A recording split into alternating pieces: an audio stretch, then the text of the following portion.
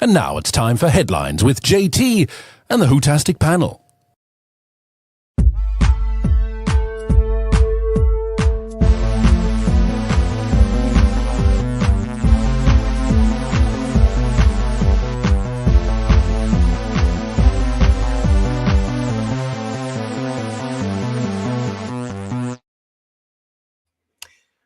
Welcome back to Who's Views. It's your Sunday big show. Yes, it's headlines. Hello, everybody. How are you? Everybody come into the chat because, as usual, we have a massive amount to get through tonight. Lots to talk about. Thank you so much for joining us. It is Sunday, the 9th of March, 2025. And here we go again because have you heard? Well, yes, Doctor Who is turning into a cartoon. It could be argued it's been a cartoon for some time now, but no, yes, it's being turned into a cartoon officially in this next version of the series coming up to you next month.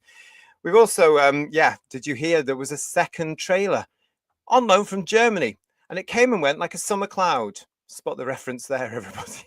But yes, we're going to be looking at that a little bit more. And we're going to be asking the big question that some of the UK press have been asking this week. Can Rylan really save Doctor Who? What are they talking about? I have absolutely no idea. But hopefully throughout this show, we will be able to all look at that together and have a chat about it.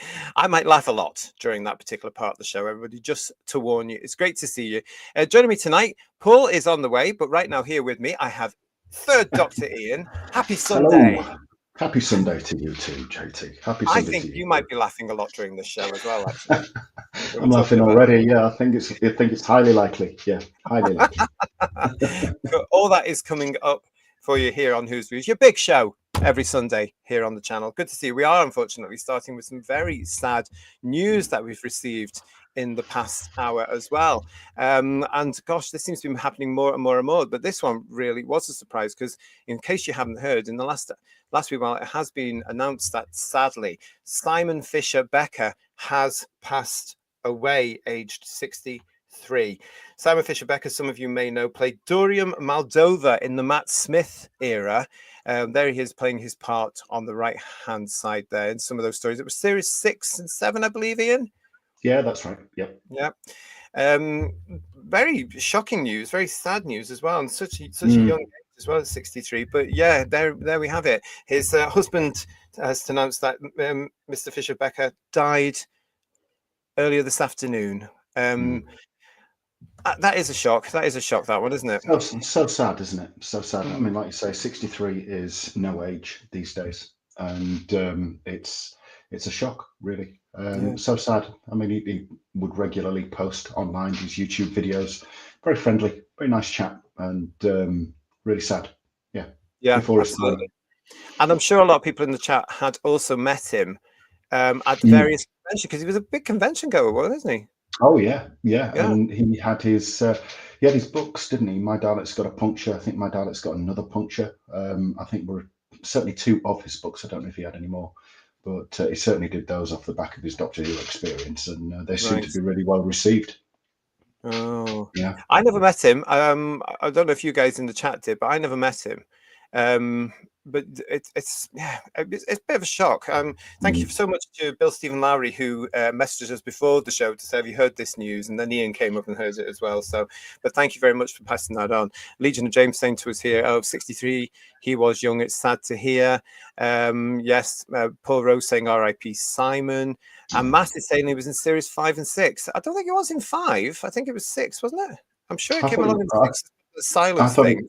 I thought it was 6 and 7. 5 was all about that crack in the wall and Prisoner Zero, wasn't it? And establishing Matt Smith and destruction of the TARDIS and let's all centre on River Song, that kind of thing, I think. Exactly.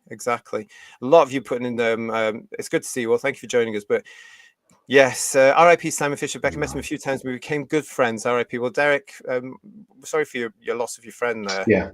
Yeah. Sorry, Derek. Forbidden Man is also saying, so sad news for his family. Mrs. Lisa Pertwee saying, R.I.P. Simon, you're in heaven now. Marjorie, R.I.P. Mr. Becker, my deepest condolences to his family. Nice to see you all. Thank you for joining us. I'm sorry that we are starting again the show. We're starting some sad news here. Joining us now is Paul. Paul, have you heard the news? Unfortunately, Mr. Simon Fisher-Becker has passed away. Yes, I had. That's very sad. He was a lovely actor. I enjoyed his performance in season 6, wasn't he? Yes. Yeah. Gilliam is saying to us here that he was also in Harry Potter. He played one of the ghosts in the Philosopher's Stone, I believe. I'm going to have to go back and watch the Philosopher's Stone because I don't remember him being in it. No disrespect to Simon, isn't everyone in Harry Potter? Just about who's anybody? Yeah, started on that now. I'm not in the new one. Don't get me started on that one, man. But yes, so yeah, he was in season 5's. Oh, I see. The Pandorica Open. So thank you very much, and sorry about that. Sorry. Yeah, Matt's also. Remember, he was a head in the box. Remember, upside down head. I loved his line. I loved his line when he's in that box. He's just the Wi-Fi is excellent. It's just fantastic. Honestly, I don't remember it at all. I remember it was A Good Man Goes to War as well. He was one of the Doctor's allies who helped the battle with the Silurian lady. Oh, that was in series 5, was it? So that was 6. That was 6, I think, was it? Yeah. Oh, I can't remember. It was all getting a bit too fanciful for me, and I started to tune out. I must admit. And he was very good, though, I have to say. He was a positive of that. Yeah. Right. Yeah. And Moriarty saying the Fat Friar was his character. He played Fat Friar. Bill. Stephen Braddock saying R.I.P. Simon. Thank you very much, everybody, for joining us. And it's wow. Chris Carter telling us I remember the episodes he was in. Yeah. Goodness me. Digby saying, you remember where he's in, and you remember what he did and said, and the scenarios and everything else. It's just like you say, JT. With Moffat, it did sort of like just become a mush, didn't it? Especially when they split seasons up and everything. It's just like, which season is this? What's what? Yeah, it did get a bit confusing for me. I think that's why it also, as I say, I'm starting to lose interest towards the end of series 5 as well. It was getting a bit too up its own bum, in my opinion. It didn't get better, did it? Really? It's better than what we've got now, though. I'll tell you. But million times better. Yes. Yeah. Oh, God, yeah. But again, starting with some sad news there. So, as usual, when we have these sad news to report, to Simon Fisher-Becker's husband, to family and friends, our best wishes from Who's Views on this very sad day. Yeah. God bless him. Indeed. You are watching Headlines here on Who's Views. It's your big show on Sunday. Thanks for joining us, everybody. It's nice to see you. We've got a lot coming up for you in the show. And as usual, I would just like to say thank you very much for all your all your messages and emails coming through this week. Again, I'd like to say especially thanks to Bill Stephen Lowry, to Michael Coombs, to Colin Smith, to Steve Hindley, to Paul Stenterford, to Mark Gibson, to Sean Cryer, to Marjorie, to Nibbles69, to Eddie Day Riley, to Mudcrab, Nathan Alderlink, Kirk Stacey, James Gibson, Timothy Williams, Julie Goodwin, and to Mike Frost. So thank you all so much and so much. And to Kirk Stacey, I'd like to say a huge thank you for this illustration, which has amused us all greatly. Have a look at this, Who Views. This is from Kirk. Coming to a Weetabix box near you very soon, everybody. But as you can see, that's brilliant illustrations there of the lady of the chat herself, Kirsty. There's one there, Paul. There's one of Third Doctor Ian, and there's one of yours truly there as well. But Kirk, we love them, so thank you so much for those illustrations. They really made me smile. They're absolutely lovely. They really are. Yeah. They are superb. Honestly, it was. You do immediately hark back to the Weetabix, don't you? Which obviously they're in the spirit of, and they are absolutely wonderful. Yeah, they are I'm so quite chuffed around Paul McGann, though. That's quite good. But well, who else would you be? Exactly. Yeah, that's keep going about that, don't I? Yes. Yeah. But Kirk, again, thank you so much for sending that email through via I think it's through the Instagram page, but we love it. So thank you very, very much. And I think that's a contender for our next annual, guys. Oh yeah, that's super. Definitely. Yeah, I think that's the cover, surely. An absolute shoo-in. Yeah, exactly. Oh, look at these. We've got some nice comments here as well. Enspiel saying, "Oh, fantastic, lovely artwork." Graham is saying to us, "Oh, those are fantastic." So is Bill. These are fantastic. Hello to the core of sci-fi and fantasy. Nice to see you. Problem Beings joining us as well. So thank you. And Matt saying Kirsty rocks the scarf in that one. She does, doesn't she? She does, yeah. Absolutely she does. really does. Yeah. Right, Charlie's also saying, Kirk, I want those. And with Arthur coming up, hello, Arthur. Collector's items, yeah. They are fabulous, says Dalek Eye. And Digital Pollution is with us saying that's awesome. Hello to John Mason who's saying, wow, nicely done. Yeah. And Golden Age Geek That's amazing, isn't it? Just Can I ask GTS the boss? Can we get these on T-shirts? That'd be quite nice. Well, I'll have to speak to him on that, wouldn't it? I'll have to speak to him on that one. We'll see what we can do.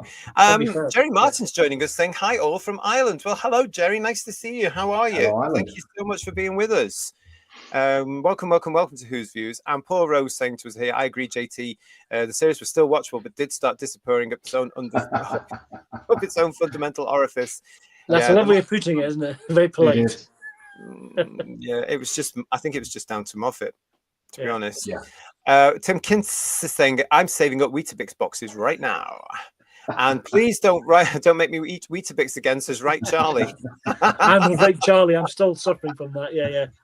I'm still addicted to them, Right Charlie. I have to say, I still eat Weetabix to this day, and it's all because of the blooming boxes in the 70s, I have to tell you. Have you ever tried it? A friend of mine used to have it with hot milk. It's disgusting. I have hot milk with them. What are you talking about? I love it. Yeah, we all had it with hot milk, I thought. What's up with you? No, you weirdo. Just that one there. Yes. We used it with cold milk. We were poorer where I came from.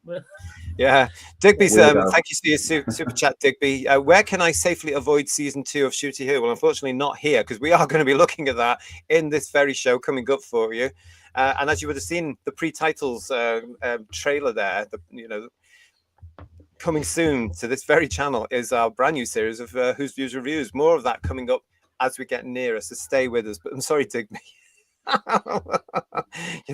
We're going down that path. If you travel to wherever you are, Digby, if you travel perhaps up or along or down to York, if you go to the west of the city of York, there is a tourist attraction now, which is a preserved 1950s nuclear early warning command bunker. And I don't think they've improved the technology. It was all 1950s. So if you go there, lock yourself in for 8 weeks, you'll probably avoid it there. And take plenty of Weetabix with you as well. Yeah, absolutely. I can't suggest anything else. Yes. Yeah. I have got plenty of Weetabix just in case of emergencies, if you know what I mean. That's it. That'll keep me going through thick and thin, I can tell you. But yeah, I'm definitely a Weetabix boy. We've got some comments here about those lovely things, standouts from Kirk here, which are both running on a par with each other, which is fantastic because Bill Lowry said, could you do them as cut out and collect items in the next annual? And Digby agrees. Can we have the cutouts in the next annual? Well, as long as Kirk says yes, we'll sort something out, I think. We might even do one of those backgrounds for you. A diorama, I think it's called. Is that right? Yeah. But I hope it's a diorama. Not with all that Weetabix. With a message in Time Lord text that you have to decode. we can do all sorts of stuff. We'll do our own version that you have to decode, honestly, not an official one. Silver Wolf is also saying to us here, for Weetabix, thumbs up. Yes, love it. It keeps you regular, everybody. Keeps you safe.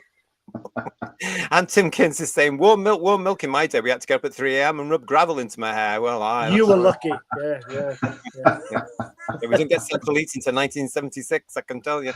And Golden Age Geek, that's why some of Moffat's best stories in RTD's first era. Moffat is good at writing stories when he has boundaries, and RTD is good at establishing those, but not as good as the writing. Yeah, the two of them can work together, can't they? But they don't seem to work separately. Very interesting subject there. Rory and Cheryl, hi to you. Hi all. I had 6 Weetabix this morning for breakfast. Well, you all know where Rory was from. He'll be in the bathroom right now. And right, Charlie, do you really have an annual? Yes, we do, and it's still available for you to download. It's on our what was the community tab, which is now I think called posts. So if you go there and scroll into December's post, you'll see the link where you can download our 2025 annual free of charge. It was our present to everybody that joined us last year for supporting the channel and being with us and being part of the shows. So you can go and get it there. It's in I think it's called posts now, right, Charlie? So go and have a look, and it's there for you. Yes, so yeah, it's great to see you all. Thank you for joining us. As I say, and well, lots to talk about. And what's this from PTA? Thank you for your super chat, PTA, Paul Thomas Ashworth. RTD is trying to copy Star Trek with cartoon episodes and singing and dancing. The cutouts would make a better show than RTD, and long live Weetabix. Well, the great thing about the cutouts is you can make your own, can't you? You can get the Blue Peter Theatre. You can take everything, take our cutouts and put us into theatre, couldn't you? That would be pretty cool. You think could be mentioned Weetabix so many times we might get some sent to us? Do you think that would happen? Yeah. It might happen. Who's you sponsored by Weetabix? Other cereals are available. Yeah. To Weetabix, if you are actually If you are watching, listening. you can get in touch with us because I'm especially a huge fan. Not so much as the banana, but chocolate is not bad. Yes, please. To whosviews1@gmail.com. That's where you can get in touch with us if you want to get in touch with us. If you're Weetabix, or indeed if you guys here, you can get in touch with us, of course, with your comments, your emails, your pictures, whatever you want to do. Get in touch. whosviews1@gmail.com. Right, let's crack on, everybody, into the show, because it's been another busy week in the show this week here, and two former companions in the reboot era have been in the news this week. One's just absolute waffle, and the other one is actually quite important, so we're going to start with that particular one, if we may here. Now, you'll all be aware of this, but here we go with this particular story, because this is from bbc.co.uk. Noel Clarke tells court he is, quote, the victim of an unlawful conspiracy. So this is something that's been going on for quite some time. Let's get into this particular story from bbc.co.uk. Noel Clarke has told the High Court he is the victim of an unlawful conspiracy involving The Guardian and a large number of other individuals after allegations of sexually inappropriate behaviour were made against him. In written submissions, Mr. Clarke's legal team said allegations that the award-winning actor, writer, producer and director was a serial, and I don't think I can say that, of women, and they were false. It added that the conspirator's intention was to cause him irreparable financial and reputational damage. The Guardian has said, or told the court, that it will be defending its journalism as being both true and in the public interest, and described the conspiracy claim as a wild allegation. The allegations against Mr. Clarke were published in a series of articles in The Guardian in 2021 and 2022, and he is now suing Guardian News and Media, otherwise known as GNM. He says that the articles were untrue and that The Guardian, quote, played the role of judge, jury and executioner of his career and reputation. The articles feature claims from a number of women in the film and television industry who reportedly accused him of, again, YouTube, got to be careful what I say, so you can read that bit there, over a number of years. Mr. Clarke, who is best known for his work in the films Kidulthood, Adulthood and Brotherhood, vehemently denies the allegations. He is expected to start giving evidence later today.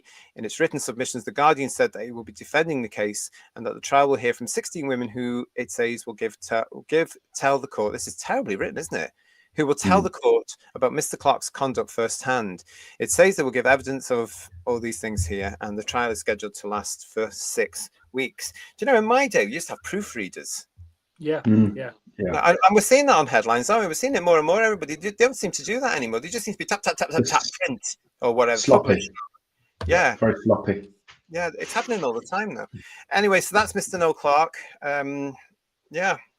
Well, good for him for standing up for himself, because he needs a fair hearing, doesn't he? And I think any appropriate behaviour should be questioned and called out. But if it wasn't true, he deserves a fair hearing, definitely. Yeah, I mean, to be fair, even if it is true, he deserves a fair hearing. Oh, yes. And if it was true, then he'd deserve a fair consequence. But I mean, my understanding, and I stand to be corrected on this, my understanding on this is that all the time it was being investigated by the police, nobody came forward. So it always if that is accurate, then it makes me automatically very suspicious that nobody comes forward with the police investigation, but the press have 16 witnesses who are prepared to speak. And if it is true, and if he did do these things to these women, then I would question why you didn't come through to the police when the police could do something about it in that respect, as opposed to just whether or not he loses a case against the Guardian. I just find it very unusual. But I think the way he has been treated so far, without any evidence, has been absolutely appalling. And he seemed to have built up an awful lot from scratch from his own hard work, and to be vilified in this way without any evidence, without any actual evidence, just on what seems to be hearsay, is just absolutely wrong. It's wrong. It's now guilty until proven innocent instead of the other way around, which is really weird, isn't it? Yes, it is, and it's shocking, and it shows again the deterioration of our democratic system. But I think it's also a case to do that. I mean, this is very similar to all the other cancellation projects, of which there have been many over the last 4 or 5 years against people. It just shows how poisonous the industry can be to me, because I don't know much about this particular case, because it seems to be that it comes along every single day now with another example. Yeah. And it's all about cancel culture as well, I think. But I'm a great believer in innocent until proven guilty. But no, in the society that has been created now, unfortunately, it's a case of like, no, everybody will jump on the bandwagon, you will be judged, and nobody will talk to you ever again. And that's it. You are done, you know? And it doesn't matter in what sort of sense of whether it be huge sort of stories like this particular one, or smaller ones like some of us have been through. I'm hoping that he gets, it proves not to be true, and he gets off and wins his case, because this could set a precedent to stop this happening as much as happening now. You know what I mean? Stop it happening quite so much, because it's ridiculous, really. I think the thing that bothers me, and I agree with you, Paul, I hope that too, but I think if he proves his case and if he wins his case, I still think he will be effectively exiled, because there's too many people that feel no smoke without fire, which basically means if you're innocent or if you're guilty, we're going to treat you the same, which is absolutely wrong. And you wouldn't see it done to perhaps the opposite gender, because there are only two, but you wouldn't see, you don't see this kind of thing on the receiving end for women, perhaps. And I know there are females out there that conduct themselves like that too. I've worked with some. It's not pleasant, but you know, I hope he puts up a good fight. Yeah, so do I. Good luck to him. Yeah. Well, we'll keep an eye on that for you, everybody, as well. I know that you all will now as well. A lot of people in the chat saying they didn't know about this. Well, this is something that has been happening. It has been quite quiet, you know, but now he's gone to court. I feel that we can actually talk about it here, because beforehand, you know, you don't know whether it's going to, but now it actually has. We can talk about that. We'll keep you updated on that one as well. As long as it's in the public domain, we'll tell you all about it. Lots of you in the chat talking about this as well. Legion of James saying to us, the days of innocent until proven guilty are long gone. We are back in the days of the witch trials ever since the advent of social media, intensified by the woke movement. I have to say, I do agree with that, really, because it's all gone ballistic because of social media. I mean, we're talking about, you know, in the last 10 years, especially 15 years, you know, because, you know, even when Doctor Who returned 20 years ago, social media was nowhere near where it is now. It's just gone whoosh so quickly, you know, and because it gives people an ability to, what do they call the term, keyboard warriors. Well, what tends to happen is it snowballs, doesn't it? And it becomes a bigger story than it actually is. And it's all blown out of proportion and context, isn't it? That's the problem. Yeah. Absolutely. I think though sometimes the social media thing can be a double-edged sword, because the social media thing does actually give the person on the receiving end the opportunity to fire back in a way where perhaps previously, you go back when it wasn't there, it would just be in the press and that'd be it, and you'd be just firefighting all the time because nobody else was seeing any opposite side of a narrative, and there's always at least two sides to a story. I mean, I remember. You know, years ago was with the Ministry of Defence, and still have quite a lot of army friends. I was attached to the army, and there was that huge row when I think the Daily Mirror, when it was under Piers Morgan, I think allegedly posted those pictures of British soldiers allegedly abusing, if we can use that word, Iraqi prisoners of war and things like that. And it turned out to be entirely fake, but the damage was done, and it was horrendous, but it was proved ultimately to be wrong. And it happens. You can't always believe what you see in the mainstream media. We know that really well nowadays. Well, there you go, everybody. It's out there now. They reckon it could last for several weeks as well. So it's going to be a tough time. I mean, you know, when you're going through these things as well, it doesn't matter whether it's got to the state where it's at court, or whether you're going through an internal investigation in your profession. It's not easy. It really isn't easy. And all parties concerned, it won't be very easy. But yeah, as I say, we'll keep on looking at that, and we'll keep you informed. We'll keep you informed about that one. But that's the first piece of news with an ex-companion. We'll move on to the second ex-companion now. This is one I'm not familiar with, I have to say, because it does come from the Chris Chibnall, Jodie Whittaker era. Oh, I know what you're talking about. Yes, But this is Doctor Who star confirms she's eager to return for a spin-off. The writing is so good, he says. I just love it so much. So this is Mandip Gill, who played... Yaz. Thank you. I've written that somewhere. I can't see it. That's Yaz. okay. In the Jodie Whittaker era. Now, apparently Jodie Whittaker and her, as we've reported on the show before, have gone to Bog Fanish and recorded some series. I don't know if they're available yet. They've recorded some stories. No, I don't care. But there must be some publicity around it now, because this is her talking to a journalist. Let's carry on with the story, see what you think of this. This is from Digital Spy. Doctor Who star Mandip Gill has revealed she is eager for a potential return to the franchise, especially in a spin-off. The actor famously, not that famous, Digital Spy, I have to say, Infamously. played companion Yasmin Khan during Jodie Whittaker's era as the Doctor, and was asked in a new interview whether she would ever come back to do a spin-off. If asked, speaking on EastEnders star Lacey Turner's podcast We Started Here, Jill replied, "Oh, 1,000,000%. I mean, I'm not even going to let you finish the sentence. I'm so sorry." When Turner suggested she wouldn't even think about it, Gill explained, "No, because the writing is so good. I just love it so much. But the worlds that they create and the props and the sets, and we filmed in so many brilliant places, and everything that it's done for me thereafter, I'm like, absolutely. Like, I wouldn't even have to think about it. And especially if it was like a spin-off in a new world," she added. "I don't like my characters to stay the same. I like to see them going through a journey. And a lot of that journey that they go through is also me getting to know the character more. Doctor Who has been a huge part of my career and personal life, and I am looking forward to seeing how I can further enrich my character through this exhilarating series." She's talking about the Bog Fanish thing here. To be able to work with Jodie again is a dream come true. We have such a special friendship. I'm sure the recordings will be filled with laughter. Oh, well. My fam. That's all I can say. I know Big Finish or Bog Fanish have a reputation in some quarters, certainly in my opinion, that they do scrape the bottom of the barrel and have been for a while. And I think if you scrape right through the bottom of the barrel and start digging into the ground beneath, then you get to the Whittaker era and this, and it's just like, no, if anything's going to kill that long past it franchise, it'll probably be this. I mean, well, I think they've done that. They've done a Sacha Dhawan Master one as well, and of course our favourite proper First Doctor as well. So. Oh yeah, well, we've got this from Digital Pollution. Who exactly what I asked Digital Pollution, because I don't know that era at all, because it doesn't count as far as I'm concerned. So no, we've got lots and lots of you talking about this particular one now as well. It probably is good writing to her, says Sean Cryer, and Stephen Braddock saying, "Oh my God, no, the Yaz Chronicles, no, thank you." And I love your little picture there as well of the witch from Chilton and the Reillys. Oh, that's nice. Absolutely fantastic. Lovely.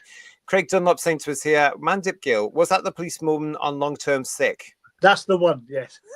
Wait, she was a policewoman, was she the character? Well, she was a policewoman at the start for the first episode. After that, they forgot about it just about, didn't they? Yeah, she never, ever was seen back in work, but strangely didn't lose her job. Karen Gillan was more of a policewoman than she was, and she was a fancy telegram thing, wasn't she? Well, was she not dropped off at least 2 minutes after she left or anything like that? No. There was talk at one point in one of the episodes about not showing up for work or needing an excuse or something, and then it was quietly dropped because it was Chibnall era, so it meant because her being a policewoman could have been quite a good character trait to have, but they didn't use it at all. They wasted it, I think. Yeah, no detective ability at all. What a stupid thing to do as well. You're in the TARDIS, the time machine. He could have dropped her back. She could have dropped her back. Sorry. 2 minutes after she left, surely. Yeah, I don't know. Paul Rose saying to us, "Oh, great, so they can finally complete the lesbian narrative, no doubt." Now, Paul, do you know what?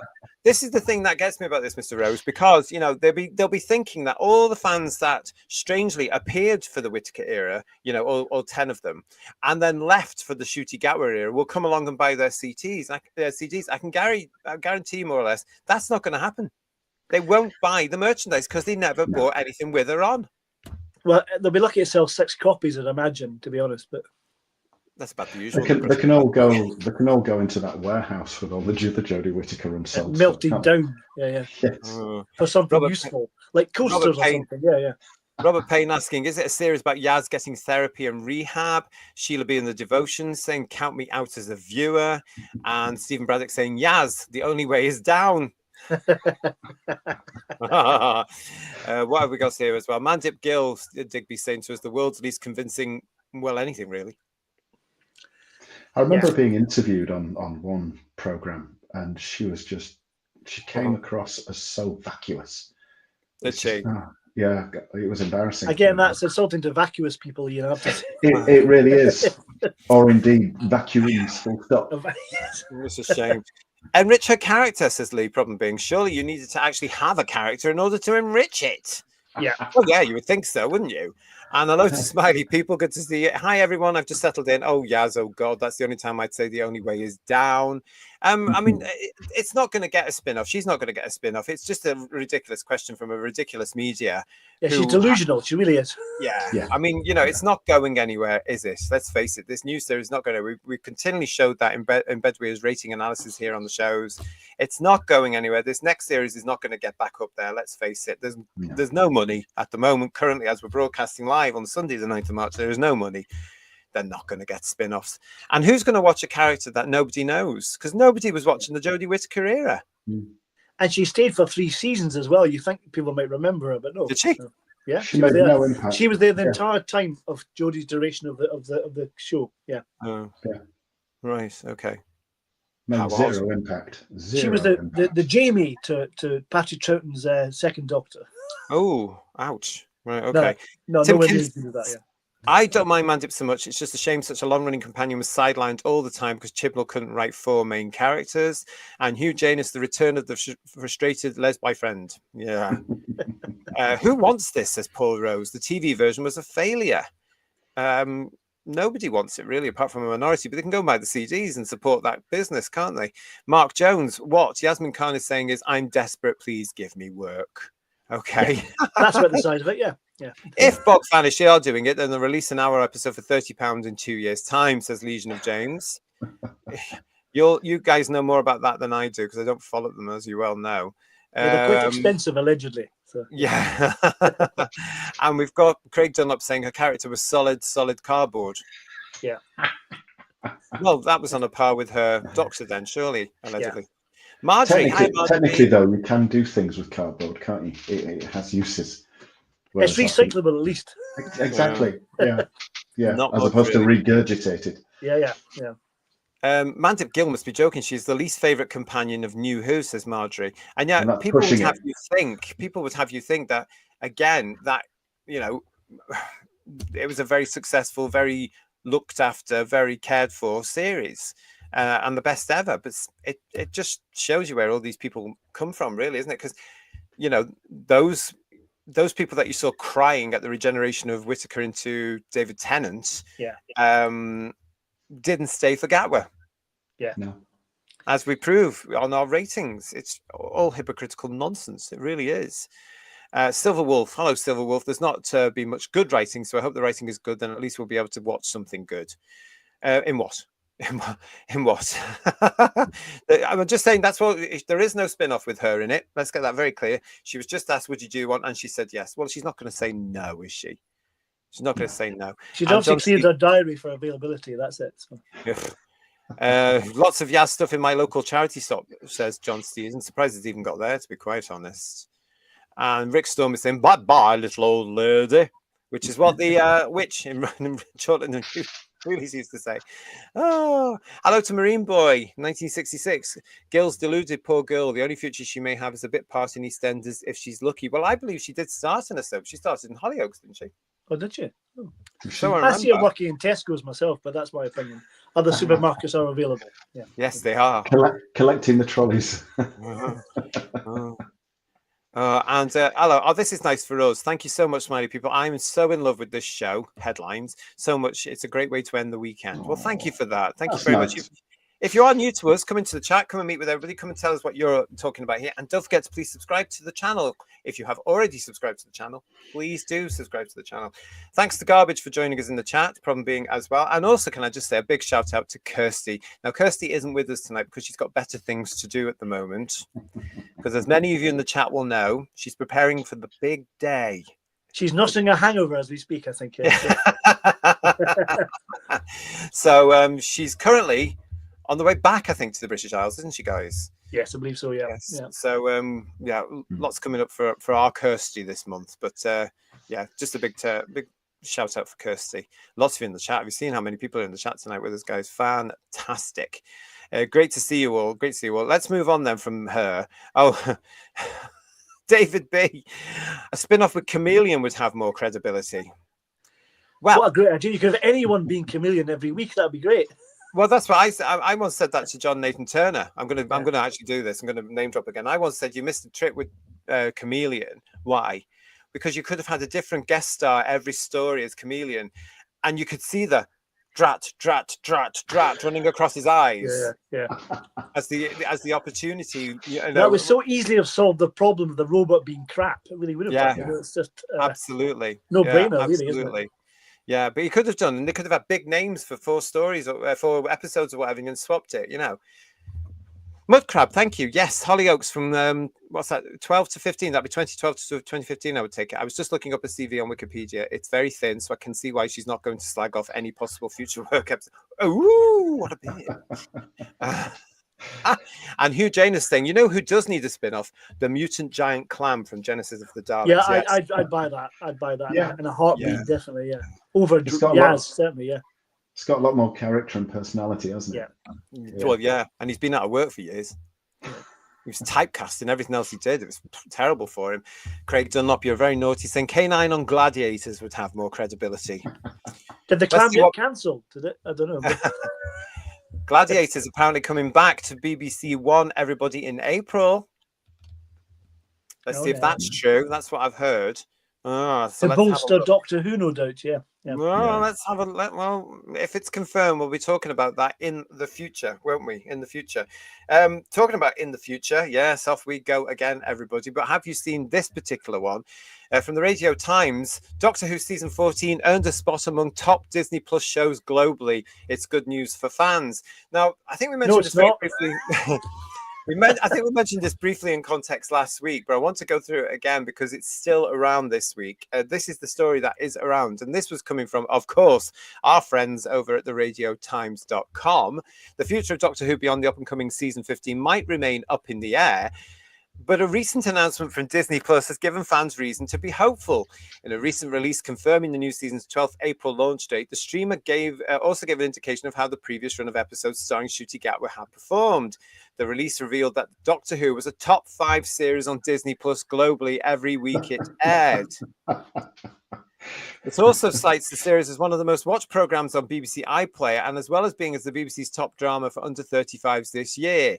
Doctor Who's 14th season had seen a shift in viewing habits, with traditional overnight ratings appearing lower than previous years, but the consolidated figures showing a more positive trend.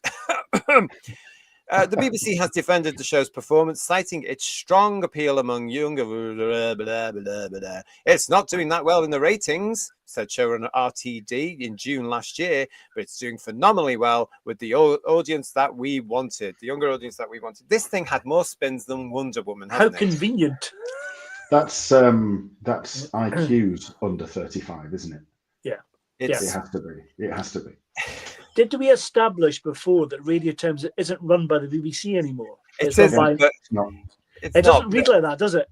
No, you would think it's sold The it off, three didn't masters they? are saying, put this in now because we want to do the spin. You know? The problem with the Radio Times today, and also to an extent the other TV listeners magazines, do you remember our Radio Times back in the day? All it did was had good, solid interviews with the TV and radio stars, film stars occasionally as well.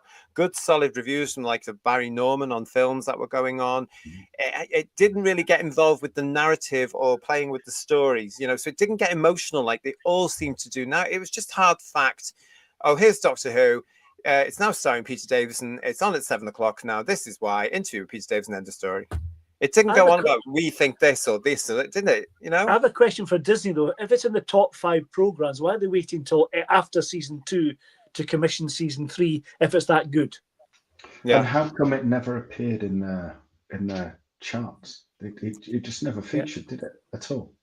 Well, I mean, when you look at what they're saying there, it means nothing.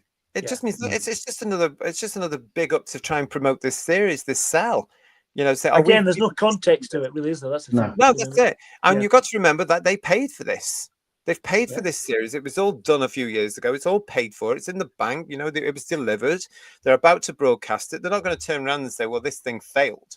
are they, at this particular stage? No. They might do in the next 5 to 10 years. Who knows? Thank you, Arthur Daniels. They're saying more spins than Wonder Woman. You get me, JT. You go with JT. And Robert Payne saying Wonder Woman spins at least did serve a purpose and were good to watch. They were brilliant to watch, weren't they? Yeah. I loved it.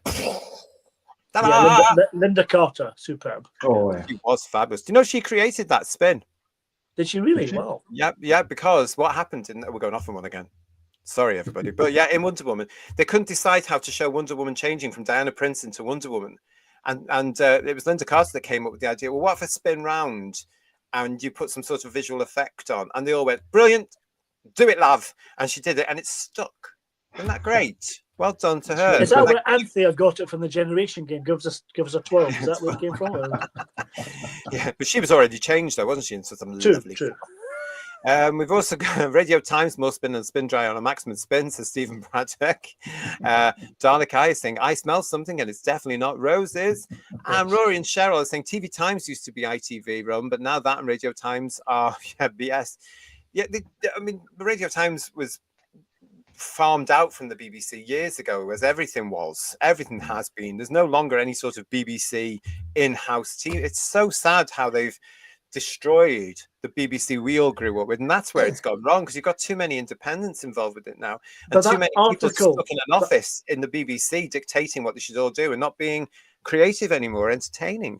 But that article reads so biasly, doesn't it? It just comes across as someone's given them some money to put it in. You know, it's definitely. Or as Tim Kins is saying, the audience we wanted, because we always wanted a small one, Mrs. Gilliam saying, yes, it's utter dribble. And Edward, hello, Edward, I would rather rewatch the Clara Show featuring the Doctor over watching the current series. Stand in the corner. No, you can't do that, Edward. Go and watch something from the Pertwee Baker era instead. Watch something from season 7. It's superb. I'm telling you, really good. Yeah. Sorry, Problem being says it's utter nonsense if Disney are saying this to their investors and they are lying to them. And John Steed, have we got the coping figures in for the BBC yet? No. That's be a large number, I think. Yeah. Or a small number. Yeah. And it didn't cost over £5 like it does at Christmas, said Silverwood. And Legion of James, does BBC iPlayer not just conflate all the Doctor Who views together, so watching proper Who or early new Who would be added to DEI Who numbers? Absolutely. Yeah. Doctor Who is one of their biggest downloaded shows on the iPlayer, but they don't fit it into 63 to 89, 96, and then 2005 to 2025. They don't do it that way. It's just Doctor Who. Very convenient, isn't it? Because I am absolutely certain, Who viewers, it's going to be the original stuff that gets the most downloads. Oh, yeah. It is really convenient because on the iPlayer they have it all separate, you know. So you have classic Who, then you have new Who, then you have Disney Who. But if they're lumping it all together, that's really convenient, isn't it? Because it's all segregated. Totally. Well, it must be. It must be, because it keeps going, Doctor Who's such a success, Doctor Who's such a success. Yeah. But then when you equate it to the Blu-rays, for example, proper Doctor Who is the big success seller. Look at, as we were saying the other night, season 7 is still in the top 3 of the Blu-rays on Amazon, now joined, of course, by series 2 of Blake 7 pre-orders. And where's Shooty's first series? It's down in the dumper, isn't it? It's down there in the thousands. When I last looked a couple of weeks ago, it's down there at 1,100 and something. You know, didn't even chart properly. Garbage is saying to a spin, oh, this show was the best show at this time on this channel by a certain type of audience. Those words can be used on any program you want to talk about. You're absolutely right. Yeah. Yeah. Delete where appropriate. That's it. Yeah. Yeah. That's exactly it. Moriarty's exciting me by saying, I hear the Bieber looking for a new commissioner. Well, if anybody at the BBC is interested, who's one at gmail.com. I'll whip you all into shape within a month. We'll be doing a Doge. Oh, yes, so we good. would. Oh, we so would. Good. And Derek Hart is here with us saying Disney woke with forthcoming Snow White, now cutting back the glitz and glamour, are running scared. No doubt the same with the new Who series. It's going to be millions out of pocket. I think that's a very vital point here.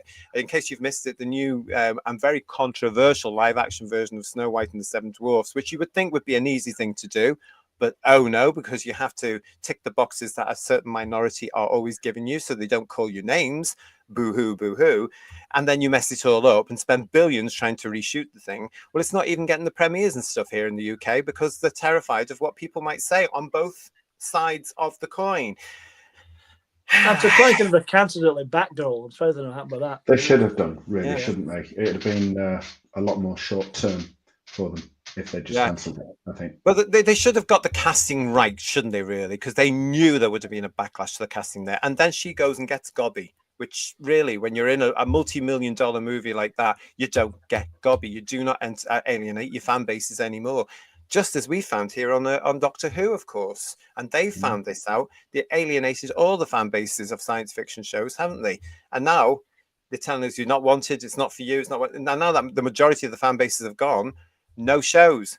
Everything's in trouble. Ridiculous. Legion of James saying to us, hands up if you now have the Wonder Woman theme going on in your head. Yeah.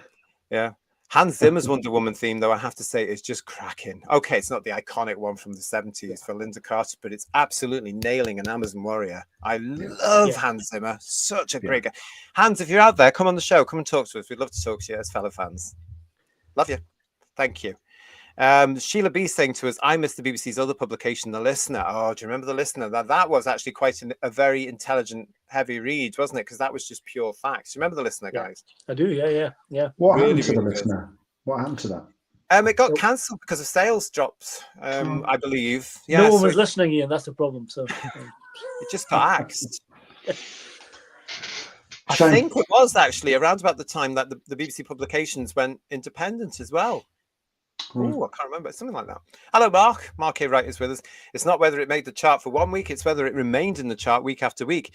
There's been precious little evidence of this. Well, certainly with the new Who, it can go into the chart for a week, 1 week maybe, and then it disappears. But season 7 has been there since the announcement of the pre-order all those months ago. Congratulations to that. How wonderful. Mark Greaves is saying, our generation had Wonder Woman. This generation has I Wonder If It's a Woman.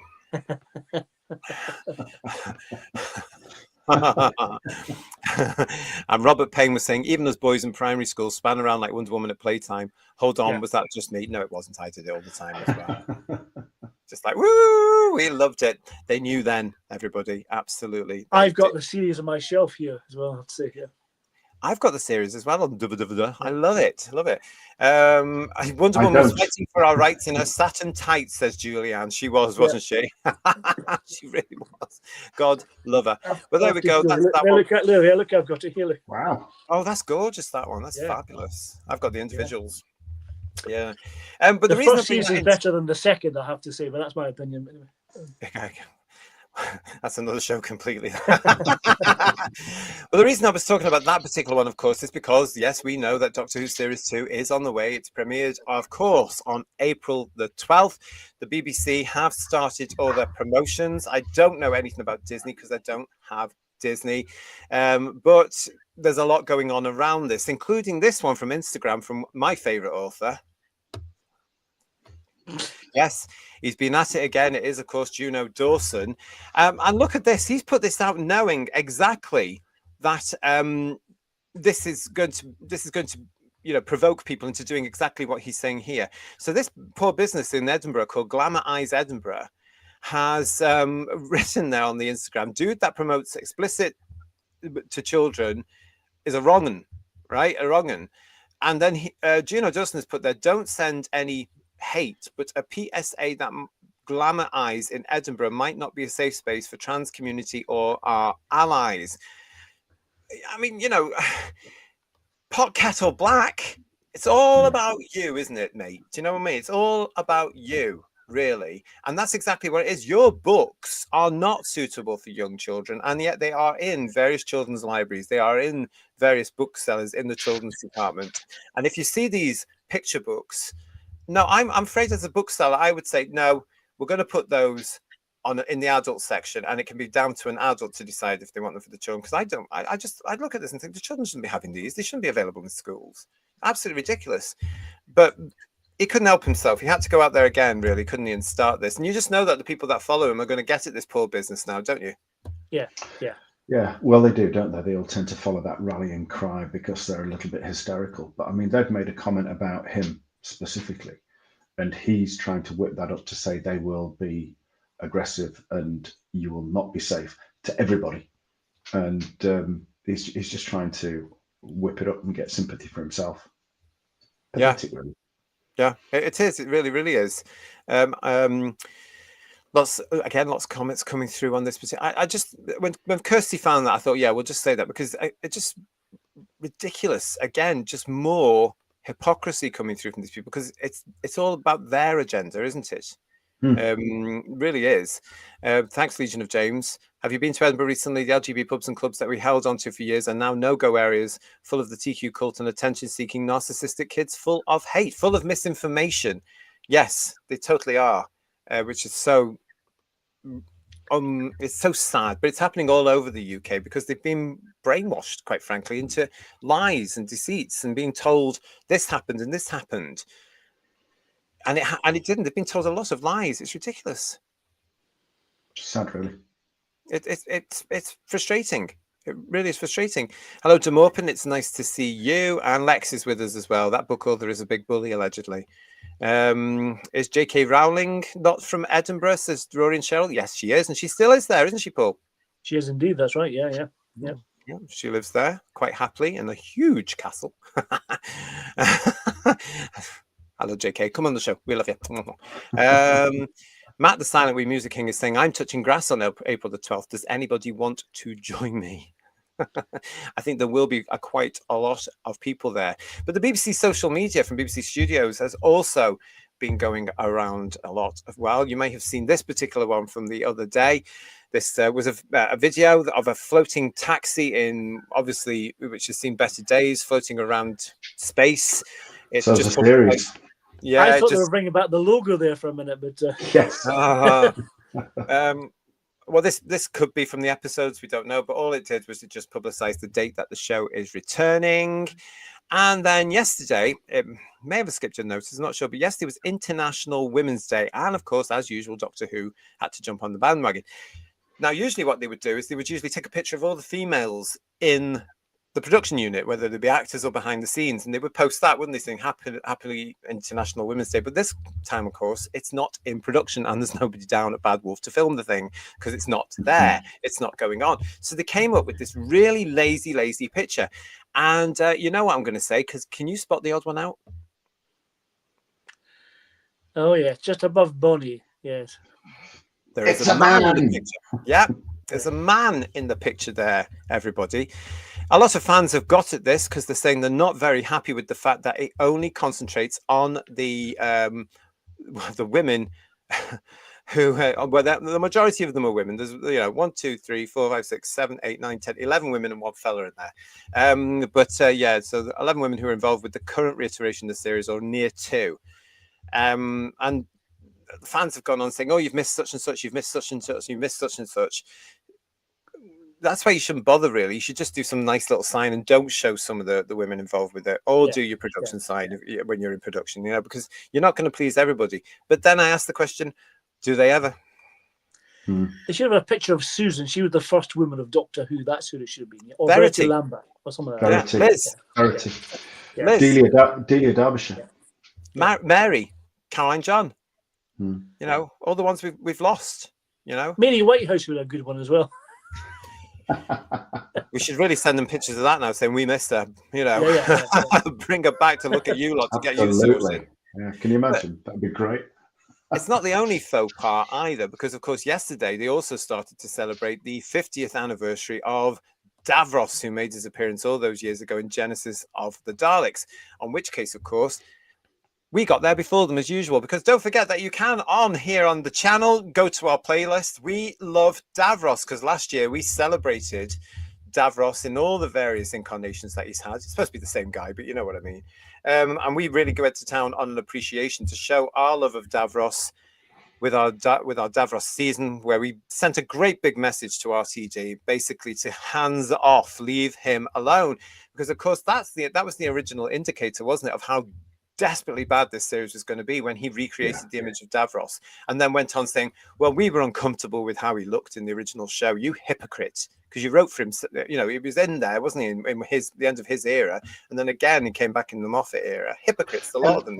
I am surprised that they've actually celebrated Davros now, 50 years of Davros, based on Davros Gate back in 2022, because as you say, it seems really hypocritical that they're now celebrating this character and they weren't before. So what's changed, do you think? I wonder if something's changed.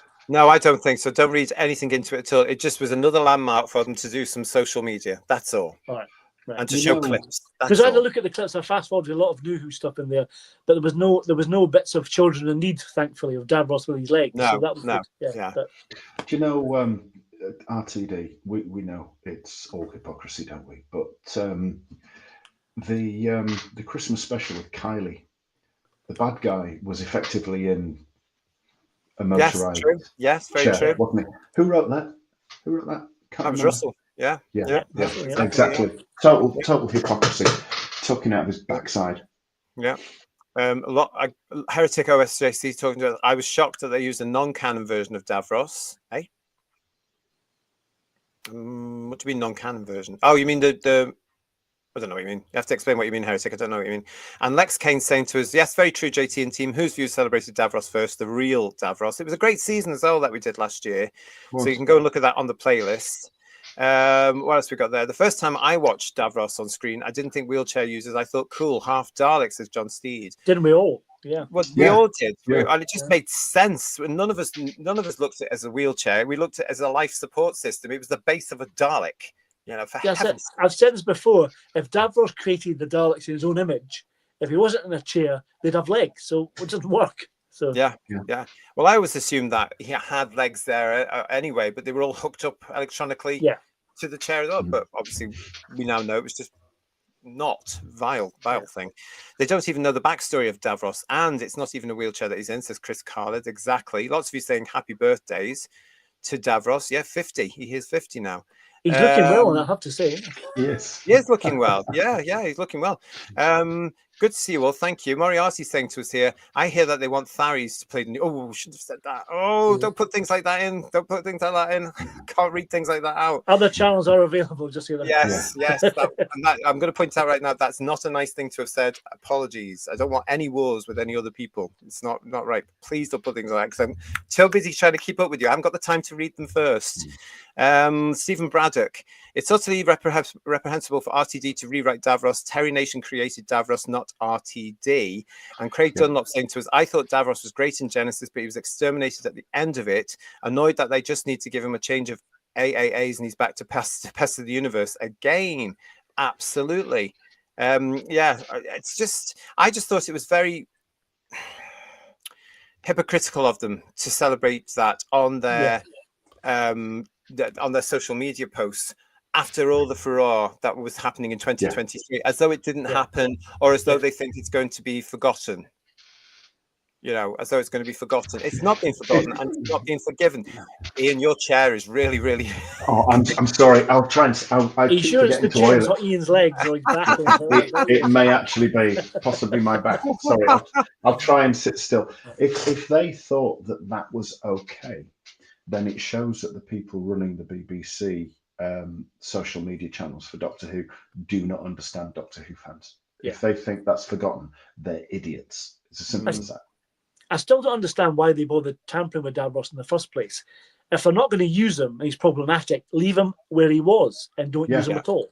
What's the point? So if you're going to turn up with like he was in that Children Need special, if you can call it that, I'd be horrified if they bring that character in and he's like that. I mean, Julian Breach is a great actor, but come on now, really. No, but he's playing the character, isn't he? And I mean, looking back now, we should have realized that. Well, I think we did realize as well. That was the red flag going up of how bad this new reiteration was going to be and how they were going to try and do this. And that backlash is exactly why the Daleks have not appeared and will not appear anytime soon, because I firmly believe this show is coming off the air. Paul Rose is saying, JT, I think a lot of these things that suddenly become problematic say more about where the accuser's mind is at. Totally agree with you, Paul Rose. Totally agree. Where are they at? It's just, we had a problem with that. Myself and the production team, misquoting RTD there, we had a problem with it. It just shows you how up themselves they are, aren't they? It's science fiction, you bloody idiots. If you can't write the science fiction, get off the show. And it's just that kind of arrogant pomposity, isn't it? That they just think, oh, let's just say this and we are right. Yeah, well, exactly. He was utterly wrong and he was an idiot for it. Yeah, absolutely ridiculous. My back sounds like that too, says Tim Orpin. And Eastland, hiya, Eastland, how are you? Really bad judgment, thinking it was okay. Yes, and they have had a backlash to it as well. Again, on the BBC social media for Doctor Who over the last few months has not had an easy time. Good, I say. Good. Keep it coming, because they need to know that the fan base, what there is left of it, is not happy, and that the show that they're aiming it at, it's not sustainable. It really isn't, and that's why I think another reason it's coming off the air. If RTD genuinely believed his own BS about Davros, then that says far more about his views than anything else, says Legion of James. And hello and welcome to Who's Views to Stephen Scott. Nice to see you. I was 50 this year old. Old Bobby Davros looks better than me. Yeah. Well, he was frozen for a few hundred years. Well, that's it. It's that, and moisturising helps, obviously. That's what works. But, yeah.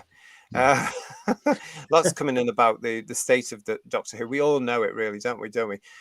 Nice to see John Henson. Thank you for that.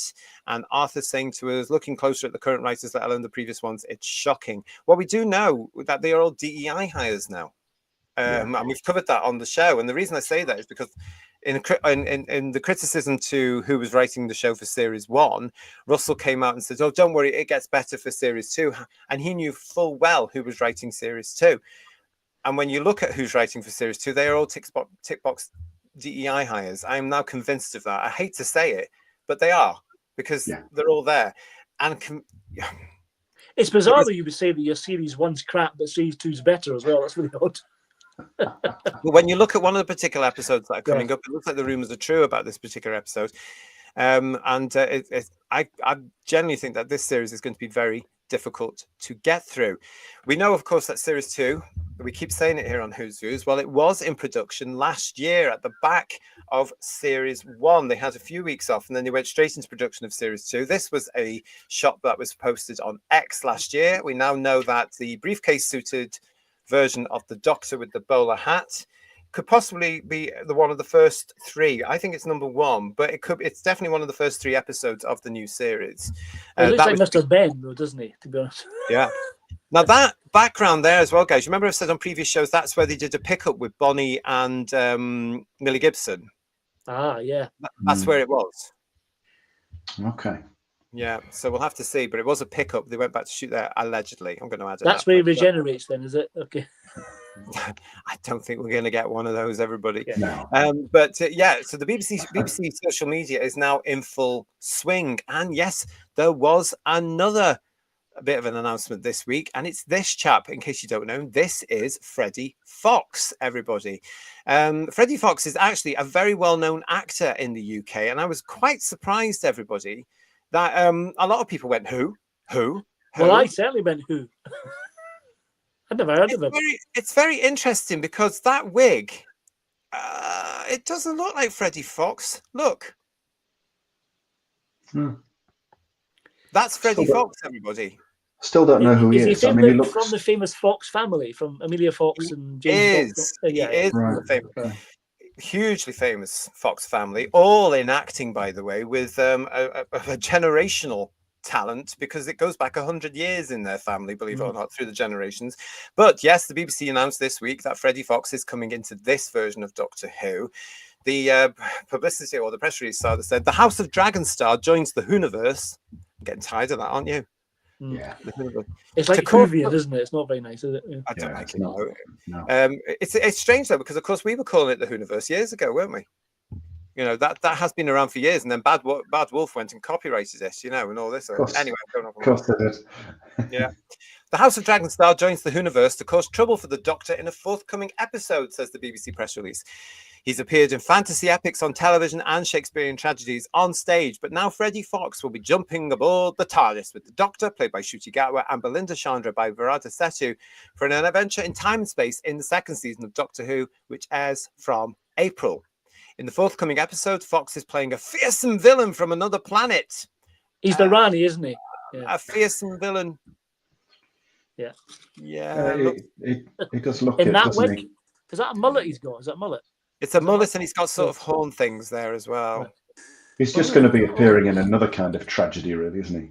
Yeah. Let's be right. Well, they're saying it's a fearsome villain. Who viewers. So we will decide on that, won't we, in the reviews, everybody together. Freddie Fox has said, I had the most amazing time making this show, and I feel honoured to have been asked to be part of Russell's crazy, bonkers, beautiful vision. Added to which, sharing space with the iconic doctor that is Ncuti Gatwa was special beyond imagining. If audiences enjoy watching it as much as I did making it, televisions are on course to explode right across the world. That's not going to happen. Is someone like twisting his arm at the back, to say that? It must be. It absolutely must be. RTD said, it's been 10 years since I worked with Freddie on Cucumber. That awful series. And this is a great way to celebrate the anniversary. He's the most spectacular actor, and he comes to Doctor Who with fury, venom, cunning, and a beautiful set of horns. Doctor, beware. Since his on-screen debut in 2009, Freddie has appeared in many television hits, including The Gentleman, The Crown, The Great, Slow Horses, and most recently as Sir Gawain Hightower in The House of the Dragon. In 2015, Freddie appeared as Freddie Baxter in Russell T Davies's Channel 4 dramas Cucumber and Banana. And in addition to his TV roles, Freddie has also made a big impact on the stage, earning a Laurence Olivier nomination for his role as Tristan Zara in the revival of Travesties at the Apollo Theatre. And as I say, he is from British acting royalty as well. So, and again, another nice name coming into the series. We've been looking at it all year. There are some good names coming to the series, but they're all being sold the Doctor Who brand rather than the quality of what the show actually is right now. So, let's see what episode he's in and what he's actually doing, and let's review it. Well, don't know whether or not he'll be wanting to put it on his CV in years to come, but we'll see, won't we? He won't need it. No. Quite frankly, it's Freddie Fox. And he has done some wonderful stuff. I also know him from a film called Pride, and he was cracking in that. He really was good. They were all good in that film, but he's been around for some time. Okay. Anyway, there we go. So that was another bit. There was more from BBC Studios this week. Oh, yes, there was, he says, slipping into panto mode. Yes, there was indeed. Did you see all this? Now, this for me was a real act of real desperation, to be quite honest, because what they did is they've taken pictures from their first original trailer and they've added comments from allegedly people on their social media. So if you can see this, yes, I can't wait. So many iconic lines I've spotted already. OMG, it's gonna be good. The next one there says, this looks so good, I don't know how to survive until April. It continues. They're bots, aren't they? They must be. Well, this is the big discussion. Look at these. This may already be my favorite Doctor Who season trailer of all time. I'm so hyped. Let's lock in. What's that mean? Let's lock in. What's that mean? What's no going idea. On? No idea. No, it's down with the kids speak, isn't it? That's it. We need Kirsty. I think it's false. When you need her, that's it. Yeah. But it makes me think it's false. We've also got this as well from here. This season is going to be a banger. And is Doctor Who going to Eurovision? Fandoms collide. Are these members of staff? What do you think, Who viewers? I mean, they're either made up or, I think, because they just seem a bit ooey. Yeah. How can it's like when people say, when Doctor Who fans used to say the Doctor regenerates, in the first episode, they're so my favourite Doctor now. It's like fans speak, isn't it? Almost, it's bizarre. It doesn't really mean anything, Well, Marjorie is saying to us here, trolls. You do actually get trolls the other way, don't you? I hate that term trolls because everybody's got a right to an opinion, and just because you disagree with them, you shouldn't be calling them names. But you do. You get called isophobe and the word troll, or trolling. There's too much trolling. Well, actually, you do-gooders do the trolling as well, and you set an awful lot up for people by challenging truth and reality and fact. So all this overplayed nonsense here, I looked at this and went, this is really desperate. And I think I commented on that as well. It's probably been deleted by now. We've not had best trailer ever yet so far, have we? It's near to it. It'll come. Yeah. It'll come definitely. But I mean, it's like you were saying, Paul, isn't it? One episode, or they just introduced them. It's the best one ever. I mean, we were there, weren't we? Pertwee to Baker, devastated. And now, obviously, still love Pertwee, but by the time of about Ark in Space, my God, Tom Baker was the Doctor. But it takes your time. Episode 1, even episode 4 of Robot, I wasn't, process is, it took time. Mm. And, but then we had proper doctors then, didn't we? Yeah. We did. We really, really did. Bedweir's with us saying blah, blah, blah. Nobody cares, RCD. Rod Stapp is saying all the PR sounds alike. It does, because they're all playing from the same script. There is a script. And again, we're going to be looking at where these scripts kick in as we get nearer to the series launching on BBC One and BBC iPlayer. So please stay with us. Make sure you subscribe to the channel. What else have we got here? Do you think they've gone back to AI? No, I don't. I think it's just some idiot, quite frankly. I really do. I mean, we were saying before, all the things I have to read now live on the channel, and you can see that they're not proofread. I think it's that sort of same mentality, really. Or allegedly someone set up half a dozen different accounts and doing it that way around or whatever. Yeah. John Steed saying to us, my enthusiasm on Doctor Who has melted away like a cornetto on a hot day. Cornetto. I feel got cornetto now. That sounds lovely. Yeah. Hey, they're smaller now. Have you noticed? Cornettos. Yeah. And the thinner. The ice cream seems to be thinner than it used to be. What's going on? Anyway, I'm going off again. Actually, like a Viennetta as well. That was nice. Remember Viennetta? That was good too. I do like a Magnum. And an ice cream. Arthur Danielle saying how they present the characterization in series 2 will determine surely how any future appearances are concerned. Future appearances, Arthur? What future? I'm convinced this is it, Arthur. I am convinced this is it. I think we're going to get this Sea Devil thing coming up. I hear, by the way, I hear in the autumn. And I think that's it. But stay with us. We'll let you know. I don't know. Let's hope they do show it in 1 week and don't drag out for 5 weeks. That'd be good. Yeah, that'd be better, wouldn't it? I've got somebody, or I had somebody on X who was desperately trying to convince me that by the time he'd had his 3rd and 4th seasons, I'd be convinced by shooting. It's like, it's not even going to be a 3rd, let alone a 4th. Yeah. But they were convinced. They're absolutely convinced. And, their mental health will be up the wall when it doesn't. I have to say, this trailer looks better than the last one, but it's still not really Doctor Who, and he's not the Doctor in it. So no, it's nothing. It's definitely darker tone, which is encouraging. It's going to come out well. Don't forget, as we said last week with trailer 1, it's only the trailer. It's probably taken the best bits of the first 3 episodes into the trailer. Yeah. So we have to wait and see what's going on. I mean, we're going to be looking at 8 episodes of this nonsense coming up from April. When it's screened. So stay with us here and we will all discuss this. Lex is saying to us the comments for the trailer stills are fake. They are so fake. And BJF, welcome to Who's Views. It's nice to see you. Their bot account agrees with you there, Paul. Bedry is also saying to us, everything is iconic now and it's just yawn, isn't it? Again, because they're working from that script. And remember as well, there's nobody there, I would think, at the moment now, because the production office has effectively closed down at this time. They've all gone to do other work. They've had to. As we've reported about before. Problem being is saying to us, uber desperate marketing. And Mrs. Lisa Pertwee saying it's all bots. Yep. Graham said to us, lock in. But I do remember Look In magazine as a boy, don't we all? What a classic that was. That's where you got your pop. And Derek Hart saying, are fans getting paid to say these comments? I wonder. I don't even know if it's fans. BBC confirming which accounts are bots right there. Thank you, BBC, says Legion of James. And Lee, lock-in means watch all the episodes. Oh, really? Oh. That's stupid. So why do you have to stress that? If you're going to watch it, if you're a fan, you watch them anyway. So why do you have to lock into it? Yeah. I am so happy that I am the age I am and I was born when I was born. God, I can speak. Speak English, for goodness sake. Hello, Mike. Mike Disney, the relation, is here with us. These people are lunatics. And Josh H. There seems to be quite a lot more going on in this series. Whether it's good is a different matter. Again, Josh, what I'm saying there is they push everything into the trailers to sell it. It's got to be a big sell.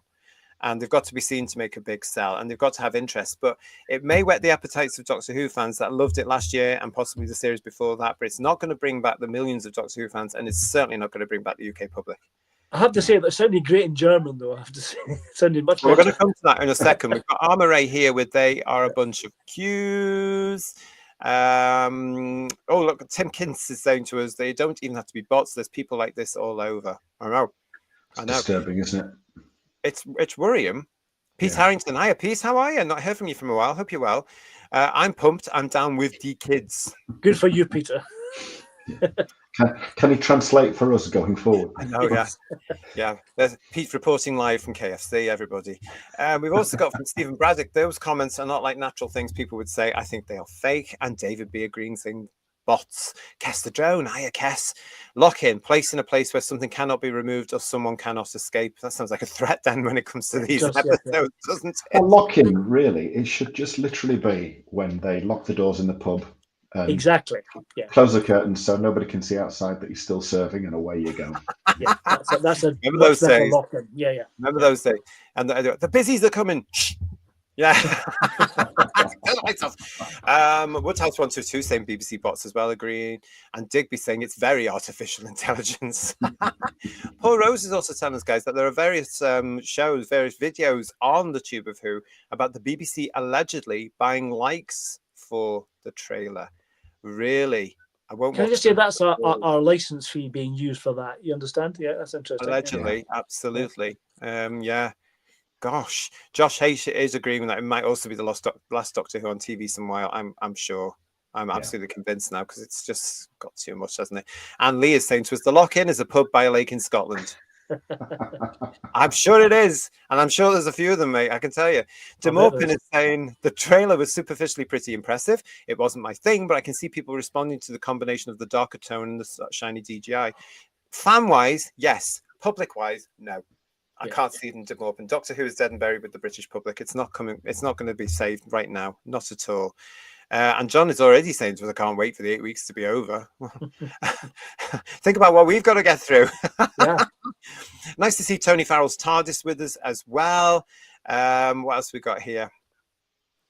Lots of you in the chat with us tonight. So thank you very much. Armour is saying, I missed the rum and raisin cornetto. That was lovely, wasn't it? Oh, yeah. I didn't realize that was a limited edition. Otherwise, I would have stacked them all up in the freezer. Those years ago, buy them. Do you remember when you're a kid and you get the rum and raisin slice or the rum and raisin cannoli and you thought you were being naughty, not realizing it's all flavors? Yeah. The flavoring. Happy days, eh?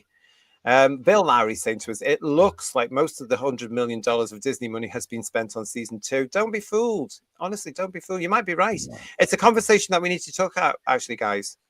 When we've watched it. You know, when we've watched the series, it has that taken the brunt of the money. And why, when it was all done at the same time? Let's all have the conversations when we've seen it. Velma, the series was cancelled after 2 series for being too woke and LGBTQ plus heavy, says Kester Joan. Nobody was watching it either. And I think they did 2 series more or less back to back there. They budgeted for 2. And allegedly. And Graham is saying, I've got no interest in watching this new rubbish come April, but in a weird way, I'm well buzzing to hear what the Whotastic panel have to say about it all. Well, we did say if it's good, we'll say so, but I'm not holding my breath. Yeah. We will be honest. We will always say that. We will always say that. Sherry's with us. Hi, Sherry. That's the real problem. Cornettos have shrunk. I know. Yeah. First world problems, that is, I have to say. Well, I'm blaming climate change. Moon Pawoo. Meep meep. Yes, meep meep to you, my friend. Nice to see you. Welcome back. Lovely to see you. It's a shrinkflation, JT, says Julianne. We're all getting in here now. I love this. Armour is also saying the apple cider lollies will remain one of my. Oh, they were great on a hot summer day. Oh absolutely. Bring back Dalek Death Rays. They were superb. Yeah, absolutely. Arthur saying to me, JT, I have no argument with you you're that supposition. From what I've seen and I know, the real fans have. It's a major poo show. Yeah, the real fans have gone. You know, again, they went loads. They went during the Chibnall era. You can really see that. You know. Mark is with us. Hi, Mark. In marketing, it's called code switching, where someone adjusts their language, tone, or register to connect with a specific group. There we go. And Lee Smith saying, lock in touching grass.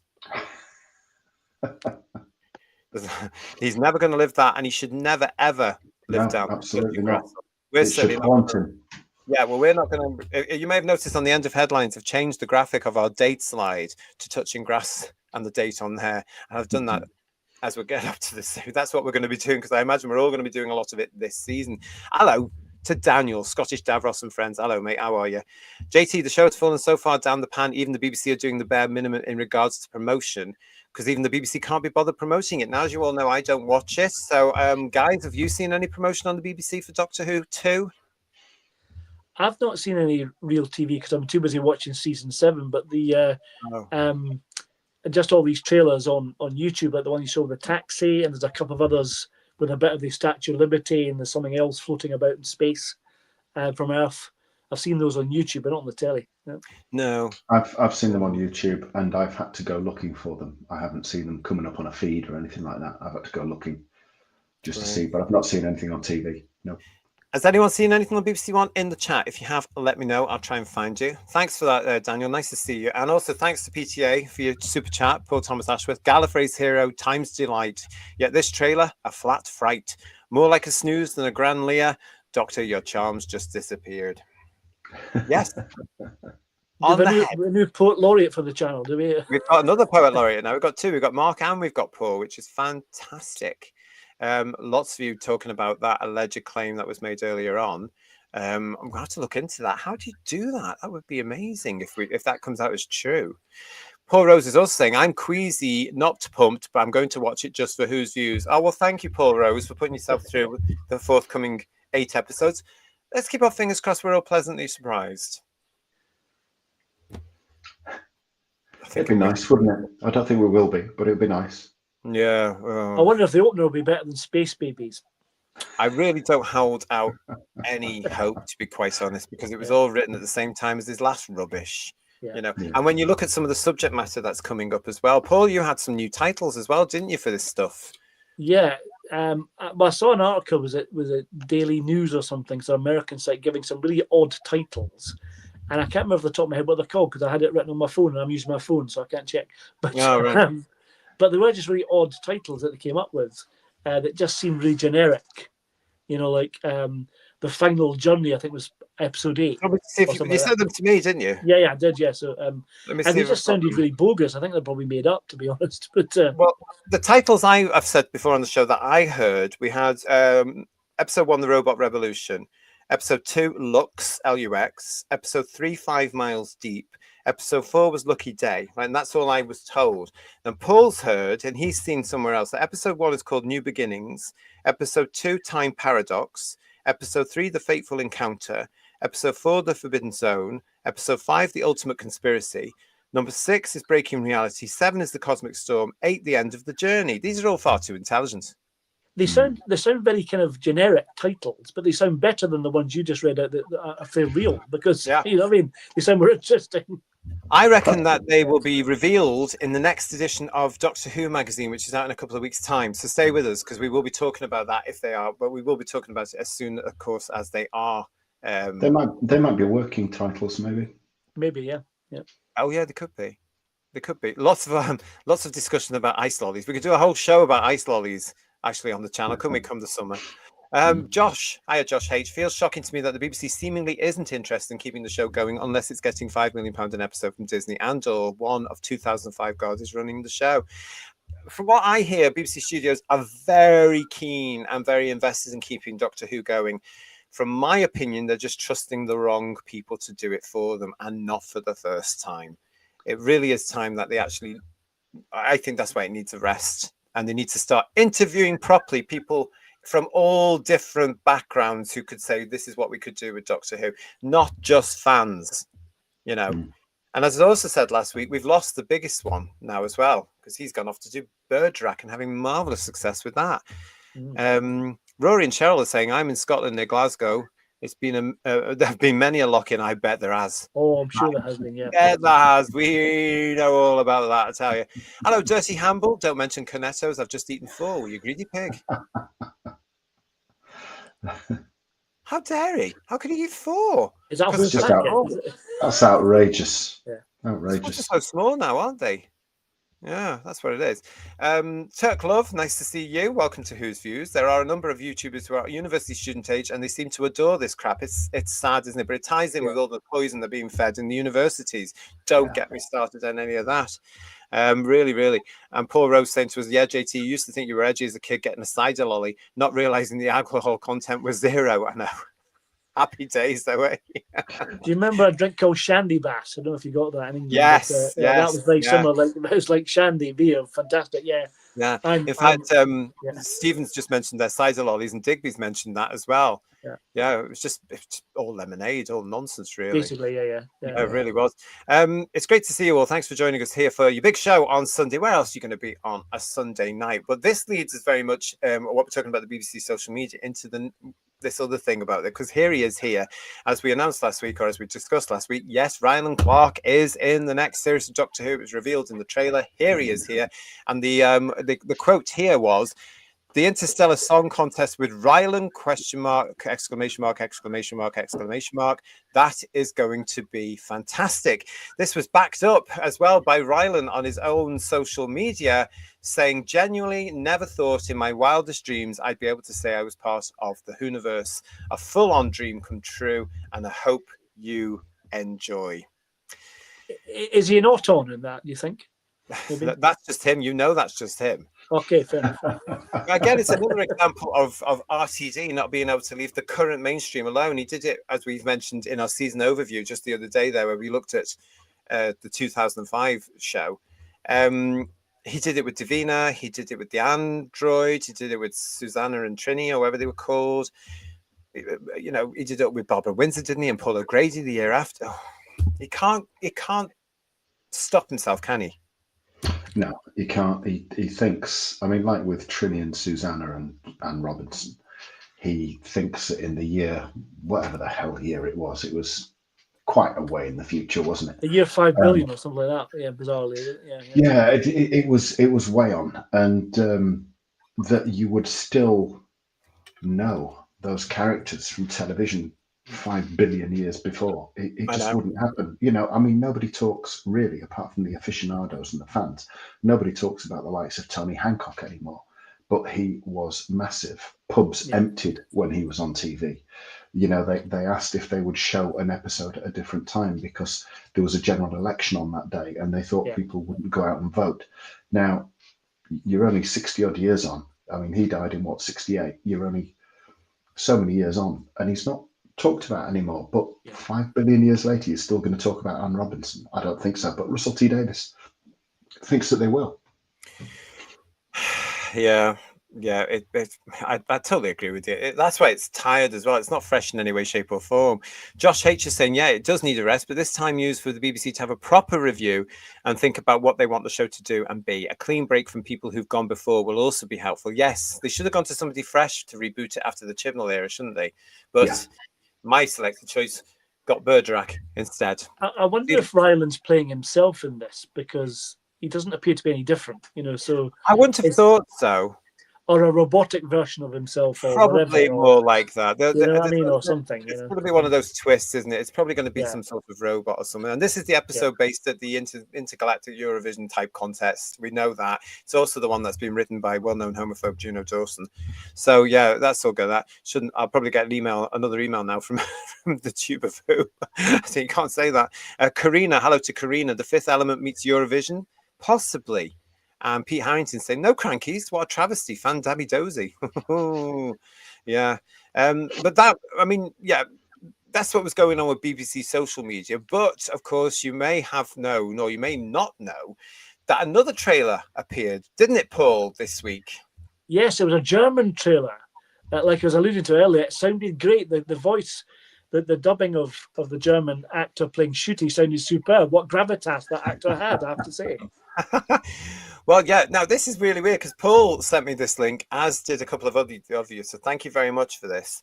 And yes, it disappeared fairly quickly from the German sites. Yeah.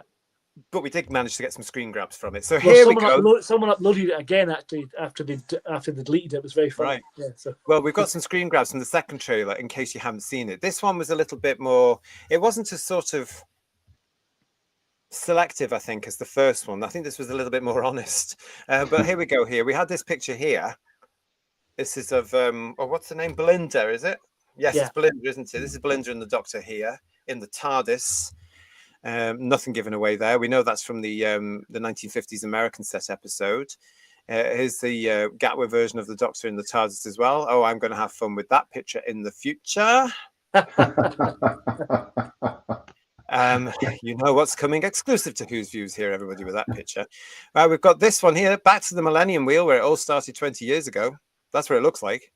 That previous picture, though, is that a sequel to Rogue, is it? You're reading my mind. I thought it might be. We've got this.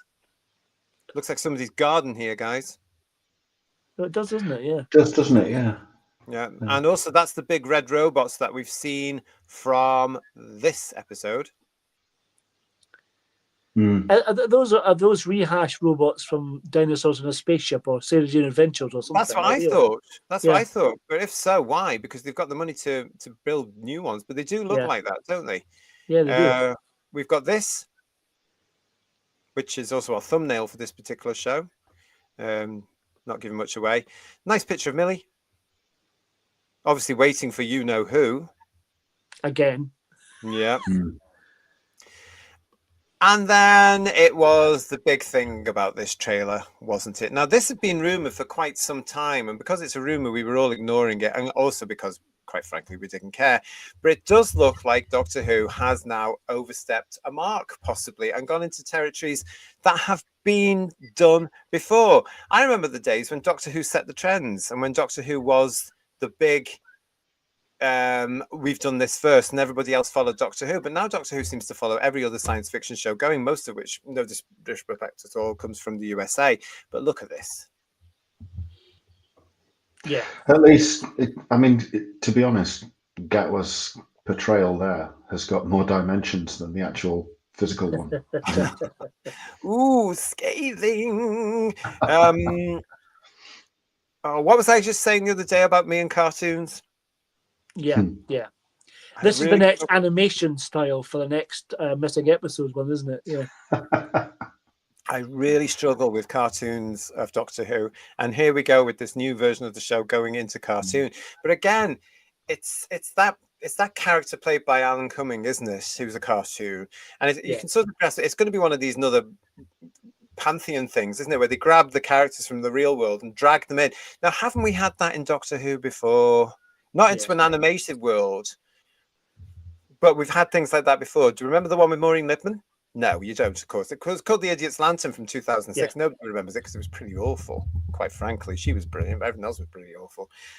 And there's been loads of other science fiction things, haven't you, where things have been sucked into the screen, you're in there.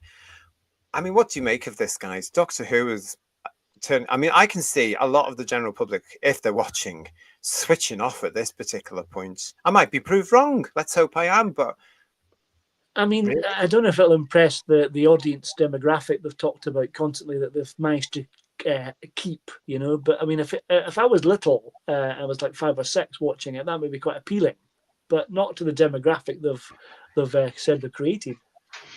It's a step up from Celestial Toymaker, isn't it? But I mean, it's it will just play into the wider audience's view that Doctor Who is just a cartoon show anyway, frankly.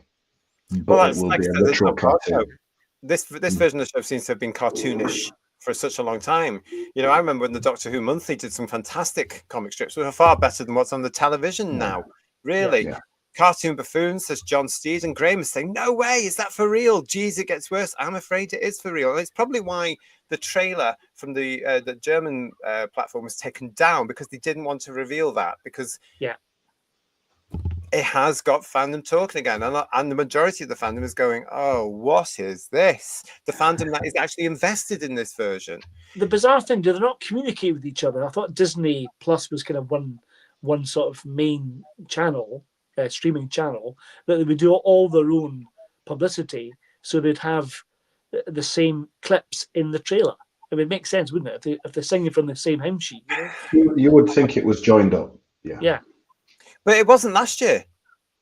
No. If you remember, various things about Series 1 were being put out there by Disney Plus before it was actually put out by the BBC, so it wasn't right. And then there were spelling mistakes and things, the wrong episode titles and things, right up until Joy to the World. Yeah. The BBC including had to that as play well. catch up.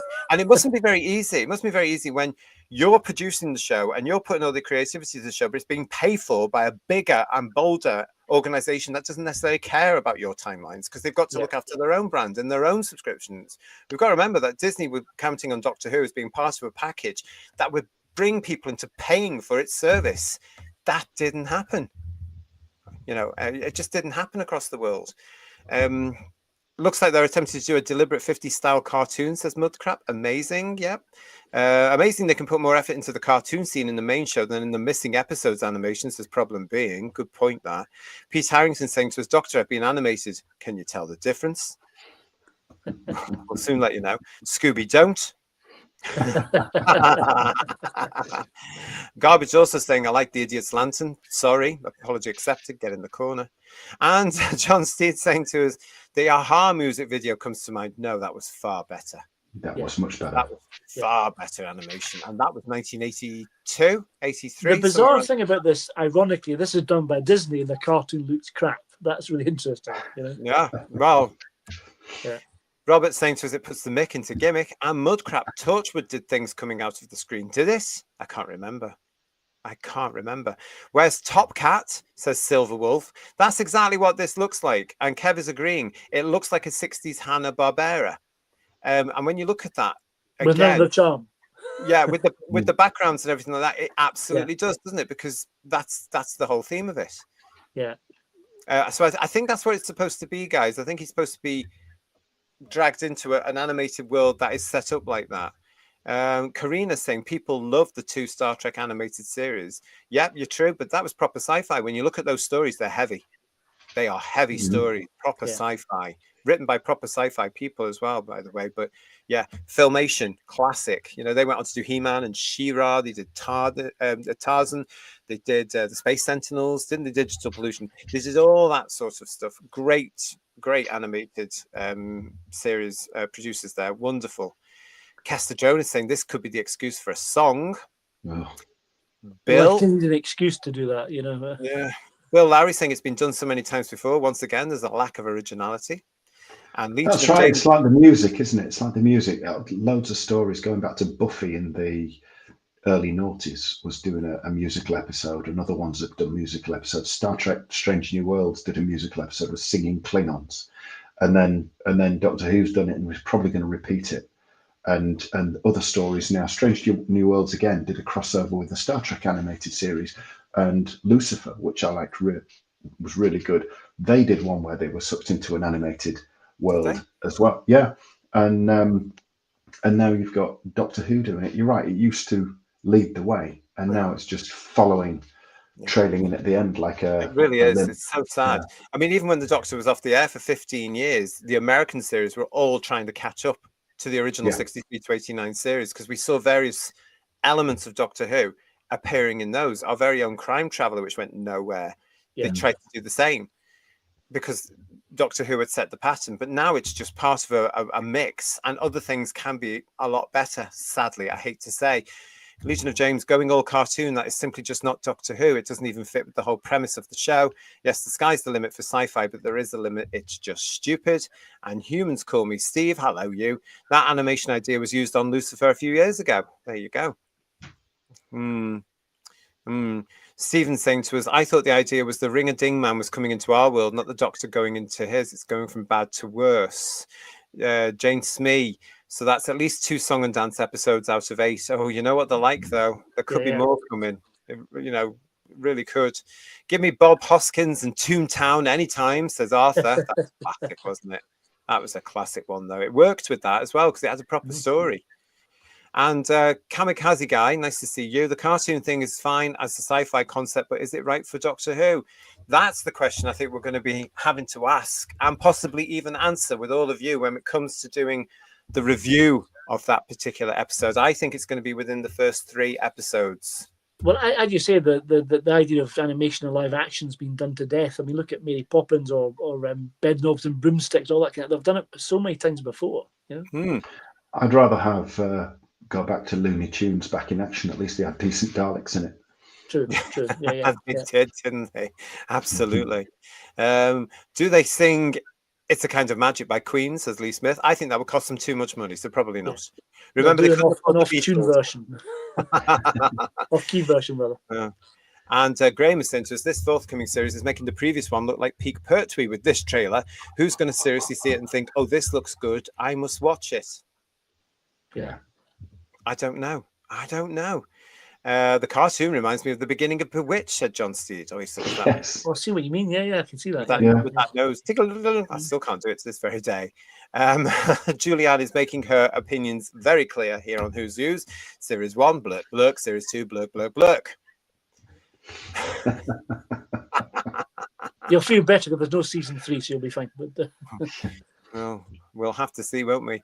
And Dalek Eye is telling us that Star Trek Strange New Worlds did a cartoon crossover. It was pathetic.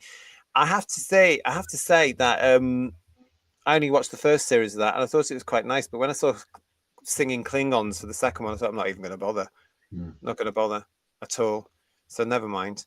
What else we got here? Oh, how many franchises have Disney ruined now, says PTA? all of them. Whichever one they get their hands on. In fairness to Disney, I don't think it was them that ruined this. No, really. It was definitely RTD's vision, wasn't it? And everybody went on with him and supported it, and nobody questioned him, from what I can say. Yeah. You know, and it's such a shame. I think possibly if they'd actually had the guts to say, "Is this really what we want to do?" They didn't learn, did they, from the Tribunal era? No, to be fair, the EDA books already did the cartoon world thing 25 years ago. That's what I mean, the Jamie 9526. Nothing original at all. And as somebody was saying on one of our shows last week, it could have been headlines last week, one of you in the chat was saying, a lot of this is like new adventures now. Like those old books. You know, it's not even entertaining the majority of people now because they're not switching on. What next, says Kev? Will they do a Mary Poppins with Shooty singing Any Old Iron with animation run round him? Yes, probably. I mean, nothing is going to surprise us with this version of the show, is it really, everybody? No. But there we have it. That's coming to the next... oh, goodness me. The next series of Doctor Who. So, yes, we will be here to look at all that. And let's just see how it fits into that particular... I think we can all say it's predictable. Really can. Yeah. Oh my goodness me. We're going to stay with all the speculation around Series 2 now because, yes, we've just mentioned him, Rylan. If you're outside the UK, you won't have an idea who he is, and you shouldn't do, quite frankly, but he is... a UK superstar, obviously. That's going a little bit too far into Fantasy Island. He's an alleged celebrity. And he was on a talent show, wasn't he? And he's presented various things since then, including BBC Radio, because he's on BBC Radio too. Thank you very much, Lex, for your super chat. Who's saying, if the news is true, Star Wars is up for sale. Can we have a whip around, please? And we'll take it and sort it out for the Star Wars fans and give them something decent to watch. They won't get the same price that George sold it to Disney for, will they? Let's be honest. Oh, no, I forgot that's how much it went. Oh, forget the whip round, everybody, because we're never going to make it. But yes, so we're back to Rylan Clarke. So he is a known figure here in the UK. I've really no time for him at all, really, but he's been around for quite a while, and he's another one of those sort of reality stars that has done well out of it. You know, really well out of it. And of course, the press have got hold this week of the story that Rylan's going to be into Doctor Who. We'd heard about it months ago. So you guys watching us in the press, where were you a few months ago when we actually said, oh, we hear Rylan Clarke's going to be in the show? You could have put in your papers then and had a scoop, couldn't you? Yes. But anyway, this story comes from Wales Online. Doctor Who has gone downhill, but could a Eurovision mashup with Rylan save the series? From Indigo Jones, could my love for Eurovision bring back my love for Doctor Who? Now I have the chance to find out thanks to an announcement on the next season of the BBC science fiction series. So this is a very interesting story. This is somebody in the media actually saying that Doctor Who's gone downhill. Let's have a look at it, shall we? Is that going to save it? Well, this is the question. Do you think Rylan's going to save Doctor Who? Big article. Let's get on with it. I love Eurovision, says this reporter. I'm not ashamed to say it. I would shout it from the rooftops. That's if I had the energy to climb onto a rooftop. It's my favourite time of year, and I think it's a close second to my birthday in terms of celebrations. Every time the competition graces our screens, I host a party. I make a score sheet, and I also provide a healthy-sized beige buffet for those attending. Now, I have to say to those of you outside the UK that don't understand this does happen. Not the beige buffet necessarily, but there are parties and watch-ins all around the UK where people get together to watch the Eurovision. Yeah. In Brighton, there is a massive get together where a cinema in Brighton is taken over by the Eurovision crowd, and they all watch it there on a big screen. Fabulous event. But this is sadly what we do in the UK. Not as much last year. It'll be interesting to see what the reaction is this year, but let's carry on.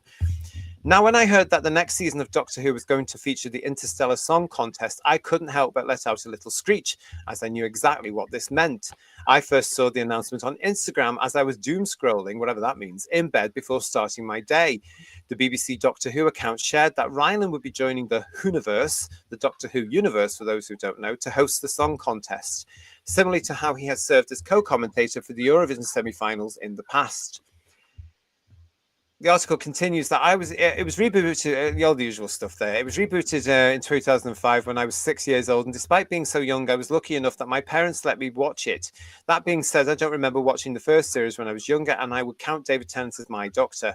But upon rewatching the series, one of my favourite episodes was and still is Bad Wolf, which saw the Doctor, Christopher Eccleston, Rose, Billy Piper, and Captain Jack, John Barrowman, compete in various games.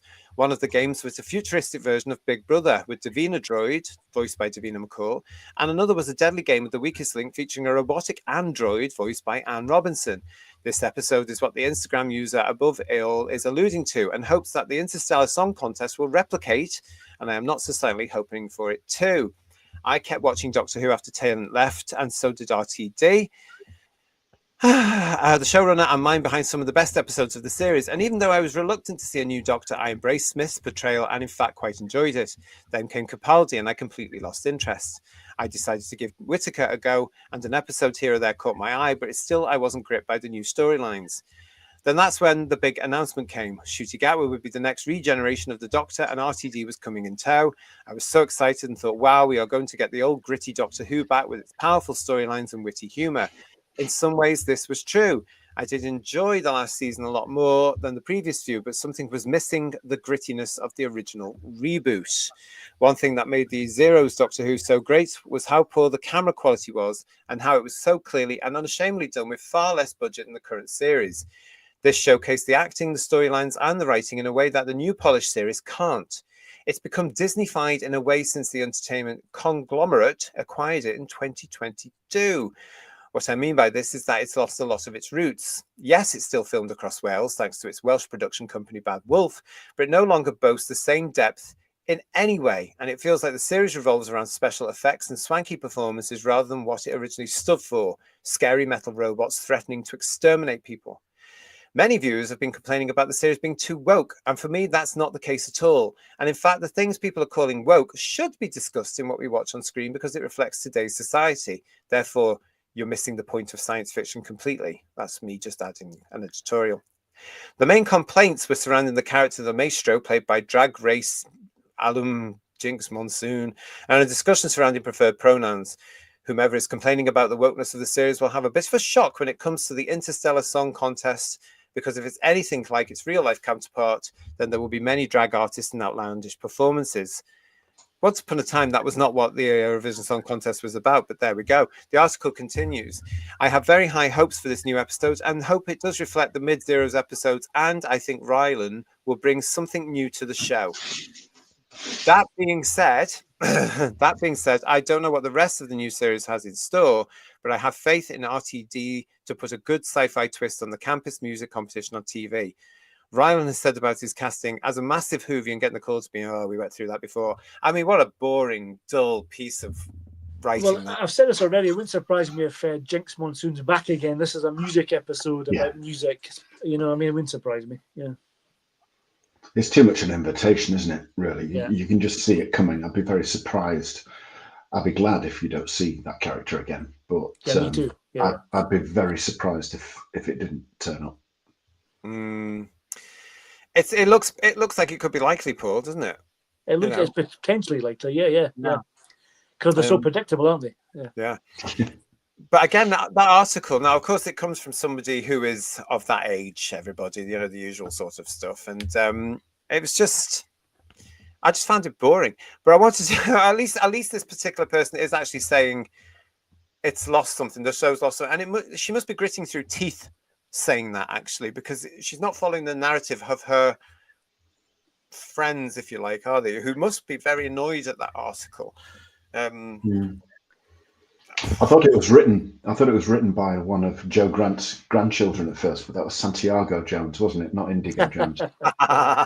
Easy mistake to make. Yeah, it says. Lots of you talking about us here. Thank you very much. Timkins saying to us, crossing over who with Eurovision this year will jar with the UK being 3 girls and not a non-binary fool flavoured by RTD as last year. Yeah, last year was just completely extreme left-wing nonsense. And as I said, it's just what Doctor needs, isn't it? Doctor really needs this episode, really, doesn't it? But that's the point I've been saying for a year, haven't it? This series is also out of date and out of touch with the British public. There is no way this thing is going to take off across the world. Series 1 didn't. Series 2 is not going to like any interest at all, is it? Really? Because it's just so nonsensical. And to do something about something based on the Eurovision Song Contest. Only the Australians understand what outside of Europe, only Australians get what that is because they're now even blooming well in it. And they've been for years, haven't they? Now, but it's I don't know. I look at these articles and I just think, what a load of old nonsense. Stephen saying to us, Rylan, as Arnold Rimmer once said, never tackle anything with more teeth than the Osmond family. And Problem Being wants to know, is there some sort of congenital illness going around amongst journalists? Well, obviously.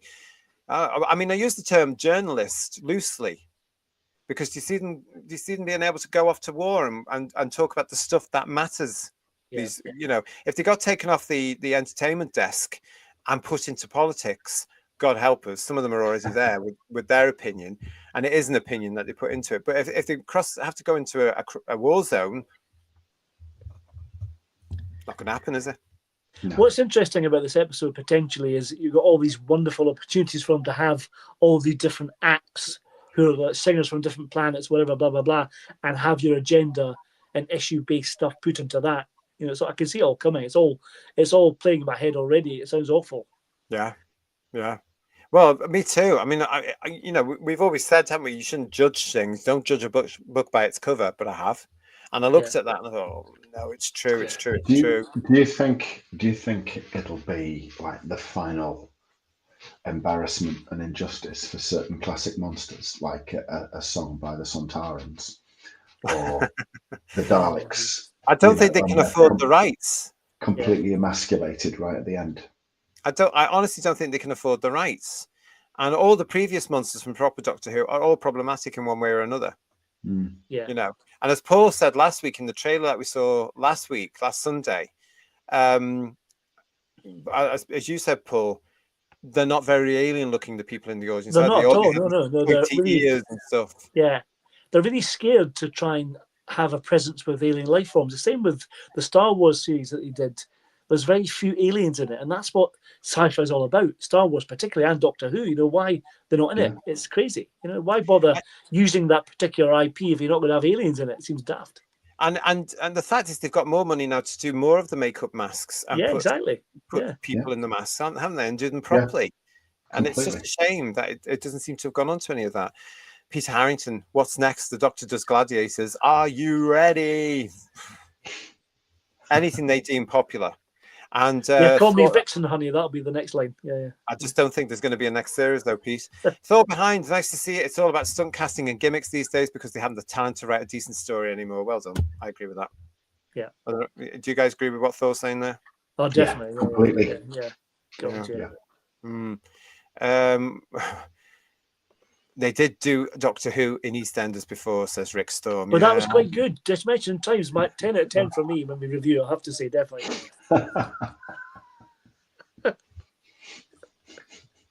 Oh, you're rubbish.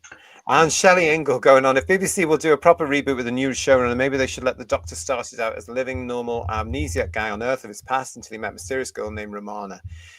There's lots of things they could do. They're not going to. But one thing with Shelley we've got to remember is that Doctor Who isn't for fans. It's for the general public. It has to be accessible. The show is so old. You've got the original 26-year run. You've got a 20-year run nearly of this reboot. Anything new in the future is going to be very difficult to do because you've got two different eras and you've got a British public that are just not engaged with the show. They don't care anymore. It's old. It's done. It's celebrated 60 years, you know. People didn't come for that, really. They came to see Catherine Tate and David Tennant for one episode, and then it went bum, bum, bum, bum, bum, bum, bum, as we proved on our ratings analysis. Yeah. And that's the thing I think that people don't really remember. Without the British public, there's no show. It's as simple as that. They are still important to Doctor Who. More so than any show that the BBC produces, to be honest. And without the fans as well, no show. No show at all.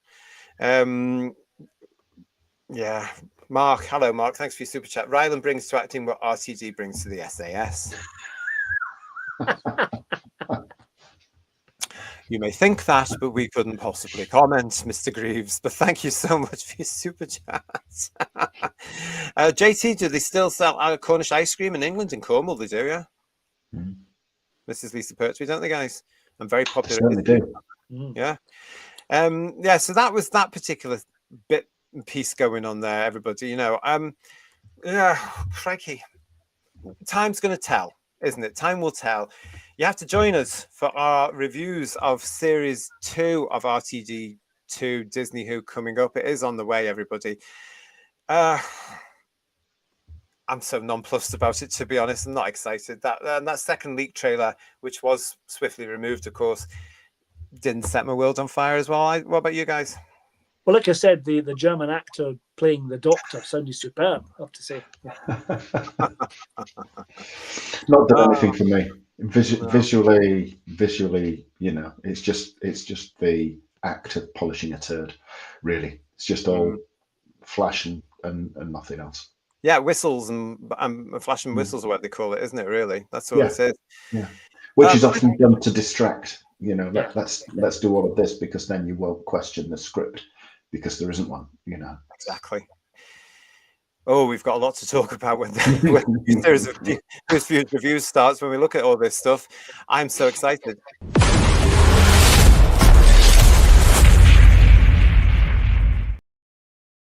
want to say a huge thank you to everybody that's been in touch with us over the last week for the start of our brand new series, which is looking at 20 years of Reboot Who.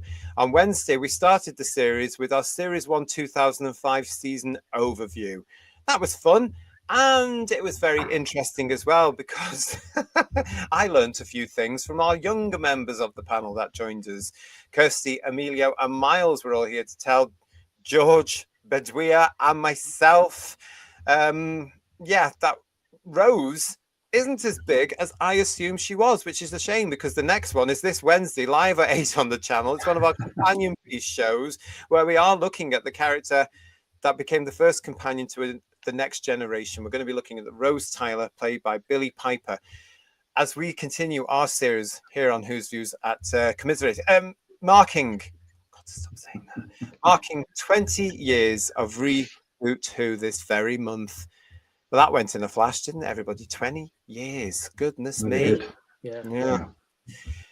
Another story that's been going on the last couple of weeks is, of course, as you may know, James Bond has been sold and the Bond fans aren't 100% happy. Another set of fans, well, what's going on with all these wonderful classic things that we've had for years and years and years?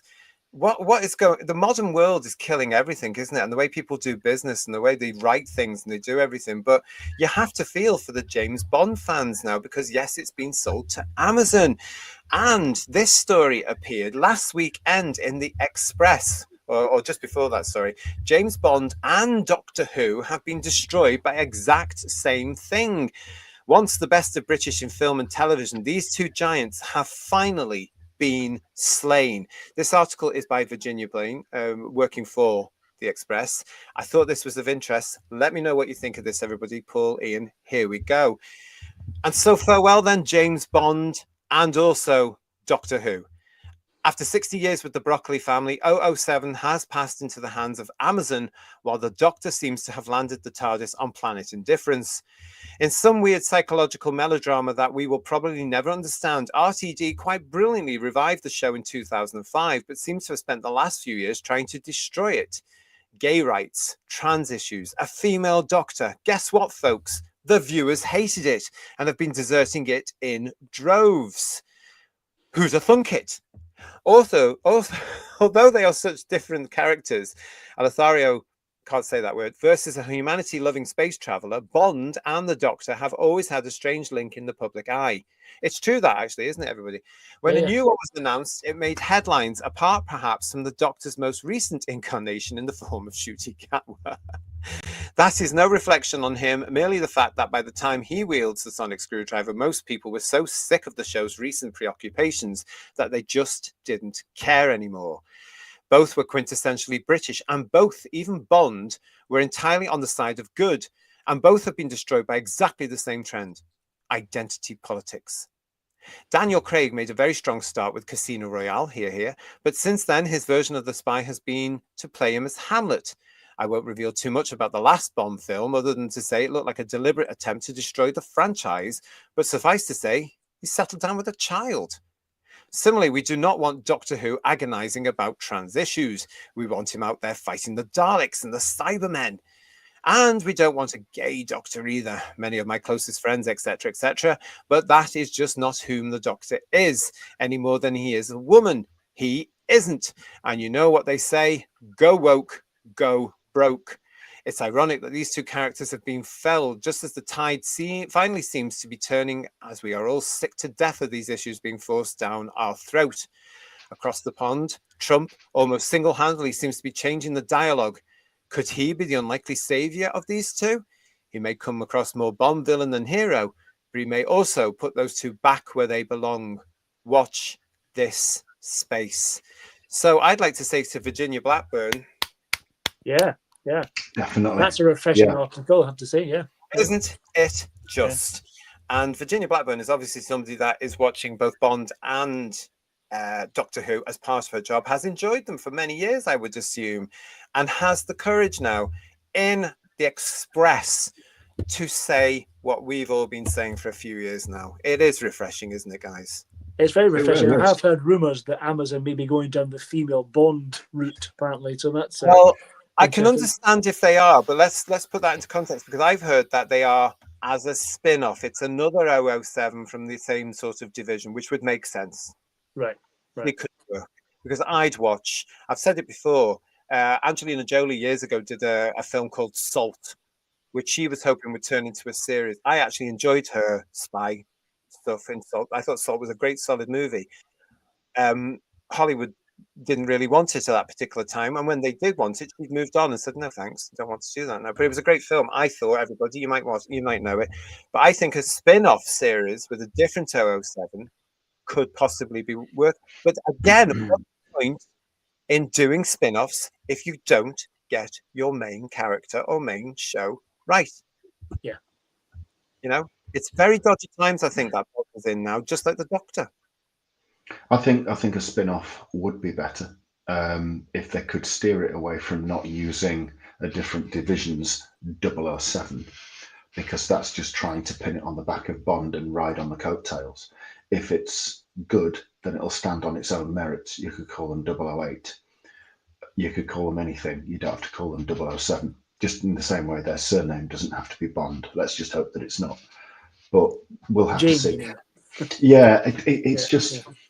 If Amazon cast a British actor for Bond, and if they stick to the principles of Bond and everything that makes the Bond films popular, and they produce a film that is absolutely uncompromisingly, unapologetically classic Bond, it will absolutely blow everybody's socks off and make an absolute mint. If they go down the DEI route, they'll kill the franchise for good. And they have to learn, don't they? Yeah. Yeah, I saw somebody commenting about this the other day. I think it was on Talk, and somebody was saying this came up, the conversation of Bond. They were talking about Bond because it's still rolling here in the UK. Obviously, it is. This is a big thing. This is another one of our British heroes that has been sold, and it's this one to Amazon, of course. And you know, they were talking about it, and he said this commentator said the danger is now if they go down this outdated DEI route, like Doctor Who has done, like Star Wars has done, like all these other shows have done, it will not get watched. It will not be well received because it will also therefore be labeled woke. And they went on about this discussion, and he went down into talk about Doctor Who, about the fact that nobody was watching Doctor Who because it had gone down this route over several years. And it's absolutely right, isn't it? And the fact is, the world is changing. These people in entertainment need to understand this. So Amazon, if they've got any common sense, will stand back and not jump in the Star Wars way.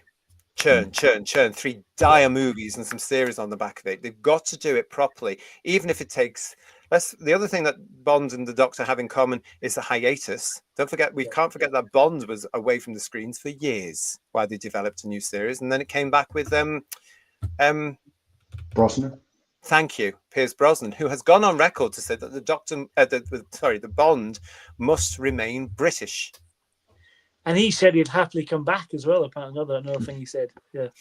Well, I mean, knowing Amazon, I do know, but knowing these people in entertainment, they will be looking at what they've done with Star Trek, Star Wars, and now with Doctor Who. Oh, we do these main shows, and then all these spin-offs for the television, because they're trying to get people to pay for television on these streaming sites. That's all it's about. It's all about churn. So people lap Well, it all did you up. see the article about when they went with Barbara Broccoli to discuss buying the franchise, and all they talked about was content. Exactly, rather than quality. Yeah, because she was really hacked off with them, But, well, this is the problem, and when you are going to sell things like, I mean, Broccoli to me seems to be in this. No offense at all, if she ever tunes in, but it seems to be in the same situation now that George Lucas finds himself in now. Yeah. Oh, what's done? I mean, probably not. They're probably very happy with the handshake they've had. Robin, thank you for this. In Bond's case, Amazon will be a breath of fresh air. Broccoli drove 007 to his death on Daniel Craig's whim. No Time to Die was like watching a funeral on Christmas Day. I know what you mean by that at all. Like George of the World, Yeah. Rick's saying to us, the first Bond film had an app message for today's Who, and I am, of course, referring to Doctor No. When it comes to the article, Stephen Braddock is saying, finally, an article on our side.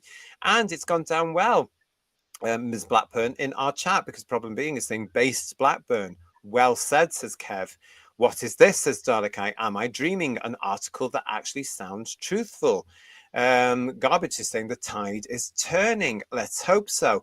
Stephen Braddock, well done, Miss Blackburn. Mrs. Lisa Pertwee, I only watched the Roger Moore Bond films. Oh, that's fine. It's like Doctor Who. Everybody's got their favourite Bond, and Moore was hugely popular, let's face it. And of the time, I quite like those lovely 70s feel. And I always think Bond should be about Bond and some megalomaniac in a mountain. Do you know what I mean? Yeah.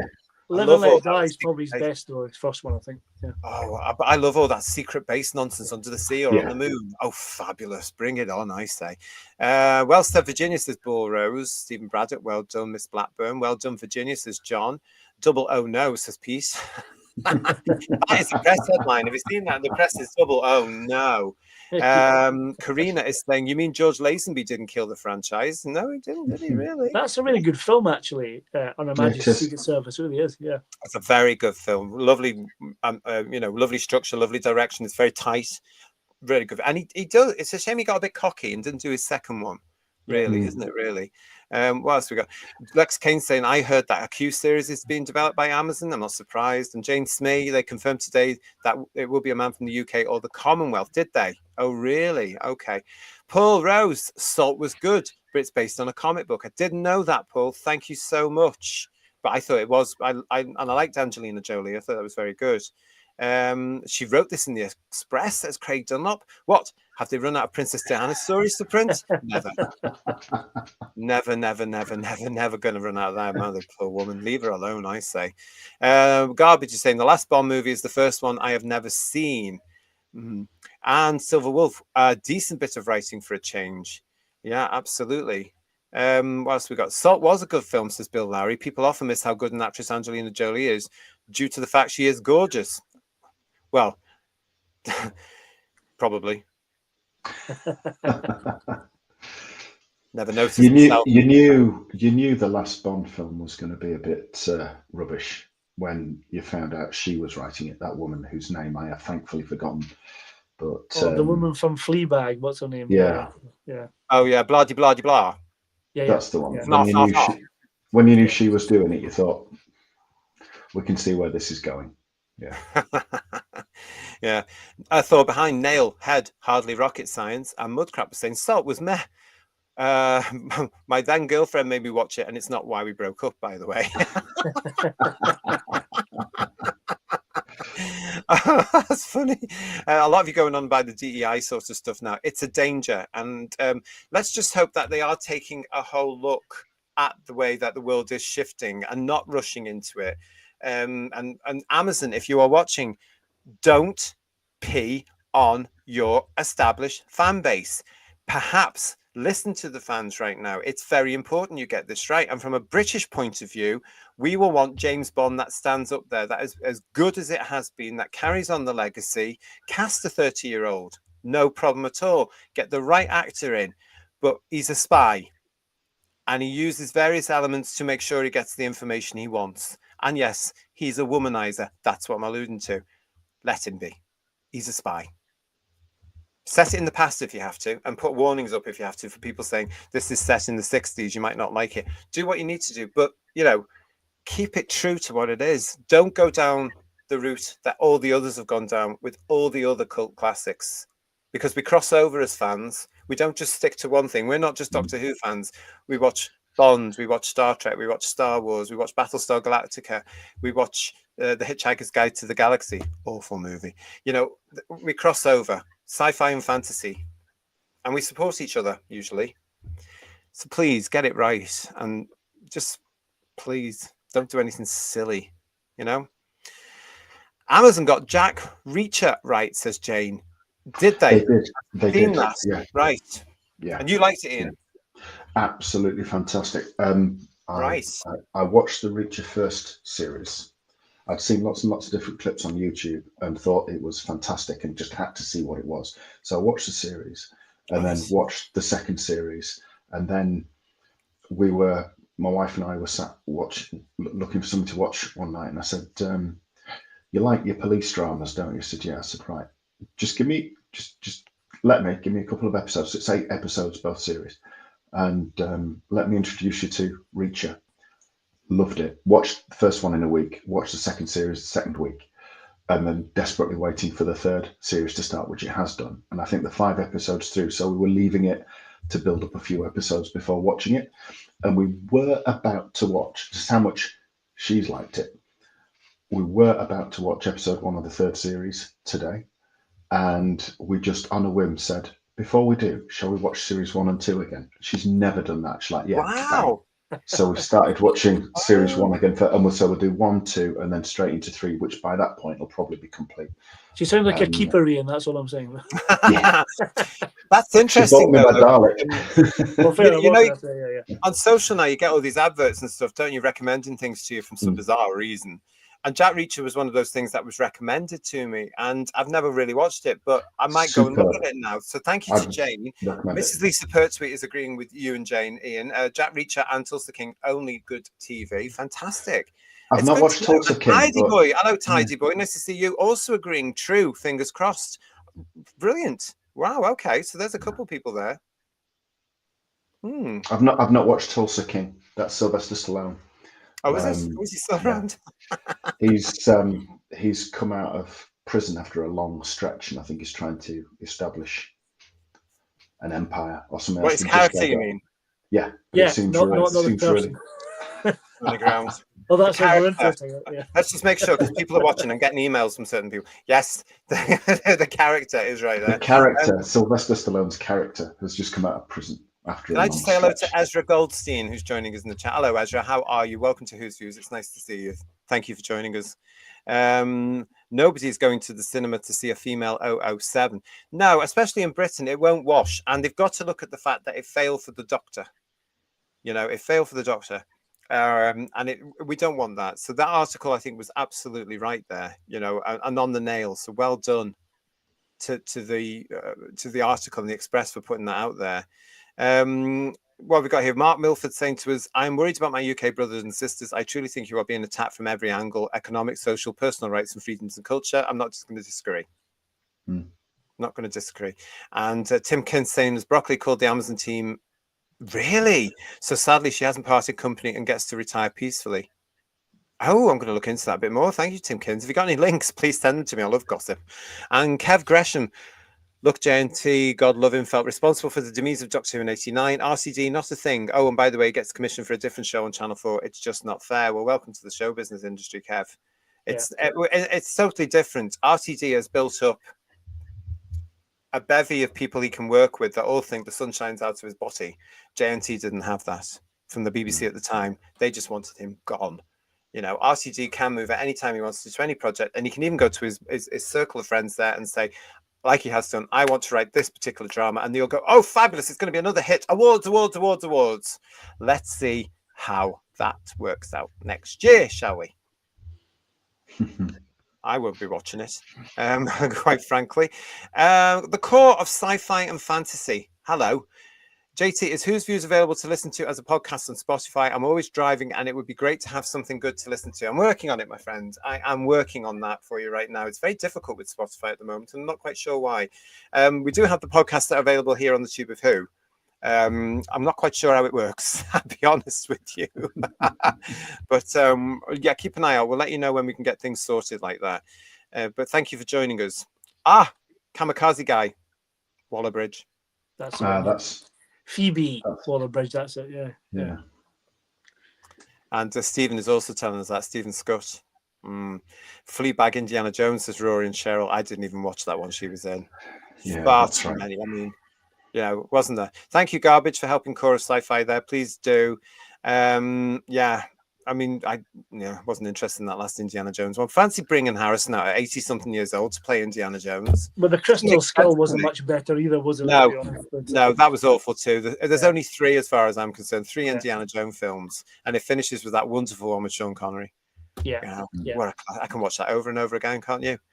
Rick Storm is saying that Amazon peed all over the Lord of the Rings, so Bond has no hope. Again, it also depends on the production team, doesn't it, really? And what sort of production team you're going. And that they brought that Lord of the Rings thing out at peak far left,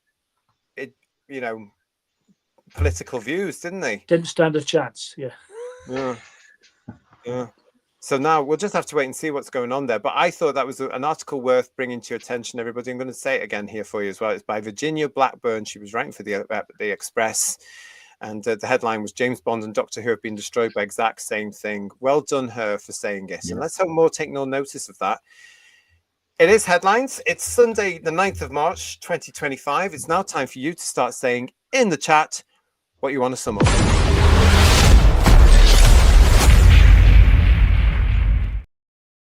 Yep, this is the part of the show, everybody, where you can just sum up anything at all that you want to about all the topics of discussion that we have seen or we'll be talking about tonight on the show. Salt was originally written for Tom Cruise, says John Henson. Interesting. Can I sum up by saying, can we have that German actor to play the next Doctor? That'd be quite good. No. It's interesting, that one though. I didn't know that, John Henson. Thank you very much. But I do remember enjoying Salt. I was very reluctant to go to the pictures to see it, but I was glad I did, because I actually had a really nice night out with the people that dragged me to see it. So yeah, and thank you, PTA, for your super chat here. Paul Thomas Ashworth, has the panel seen the series Timeless? 10 out of 10 he's given it there. Timeless? No. Where's that? Gonna look it up. Thank you, Ian. Yeah, do you know what? I was just thinking that as I'm thinking that, where's Timeless? And I'm going through my head. I'm expecting Paul Thomas Ashworth to answer me back. No, I haven't seen 2016. That. It's from 2016. Oh. An Amazon series from 2016. Well, Jane's heard of it. She loved it. Until 2018. An unlikely trio travel through time in order to battle unknown criminals and protect history. Oh, Oh, right. No, I haven't seen that one. Is that on DVD? Might have to look out. Lots of you still talking about the Bond thing. Let's see what goes on with that. John Steed saying, yeah, 007 spin-off in the works with Amazon missing Moneypenny. Oh. Well, yeah, that would get him going, wouldn't it? If somebody basically kidnapped Moneypenny. I don't know. Stephen Braddock, to sum up, I'm out of season 2, but I'll be watching the Who's Views autopsies of them. That's a great way to put it. yeah. We shall Rob, pick over its corpse. oh, yeah. Stay with us. Like We're going to be telling vultures. you more about our plans coming up for that series very, very soon. Robert Payne, to sum up, the new Doctor Who series can't be over too soon. In production terms, it's already over. Isn't that interesting, everybody?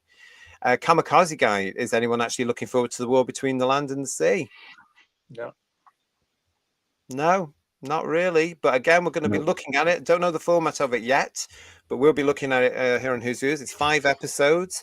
I'm hearing that it's going to be on in the autumn, and it's going to be on BBC Three and iPlayer. Let's see if that comes true, shall we, everybody? I'm surprised more images of the Sea Devils are not leaked out, if you pardon the expression. Yeah. Well, it'll be all about series 2 now, won't it? And then they'll try and we've got this to sum up from Lex. Sean Evans from Endeavour could have been an excellent Doctor Who with his Scouse accent. Sean Evans is a superb actor, and he would have been a great Doctor Who. I totally agree with that. I have never really thought about it before, Lex, but he has a sort of quality to him, a sort of magic. Yes, I agree. He would have been very mysterious Doctor, I think. Again, depending on the writing. If it was under RTD, probably not. Lee Smith, to sum up, Rylan and Juno will break Doctor Who even more than it is. Timeless was great, says Kamikaze Guy. And the chorus sci-fi fantasy, to sum up, current Doctor Who sucks, but Who's Views rocks. Also, Timeless got very woke. Oh, well, you see, that puts me off now. Thank you, Chorus Sci-Fi. Welcome. Don't forget, everybody, if you're new to the show, please subscribe to the channel. If you've already subscribed to the channel, please do go make sure that you're still subscribed. Timeless is available on Amazon Prime free, says Garbage. Thank you. To sum up, says Dalek Eye, season 2, nil point. Who's Views 10? Yay! Get that on a t-shirt after this year, I think. To sum up from Paul Rose, Rylan will not save Who, Amazon will not save Bond unless they cast Henry Cavill. Ooh. That would be smart. Yeah. That would be very smart. Yeah. Yeah. I wonder if if they did a film, and then he would insist on it being true to its source material as well, because he would, wouldn't it? He would want to do it, yeah. If he did a film and then followed it with a series, like, say, Reacher, that would be massive for Amazon. It's just a question of whether or not they want to lose money or not.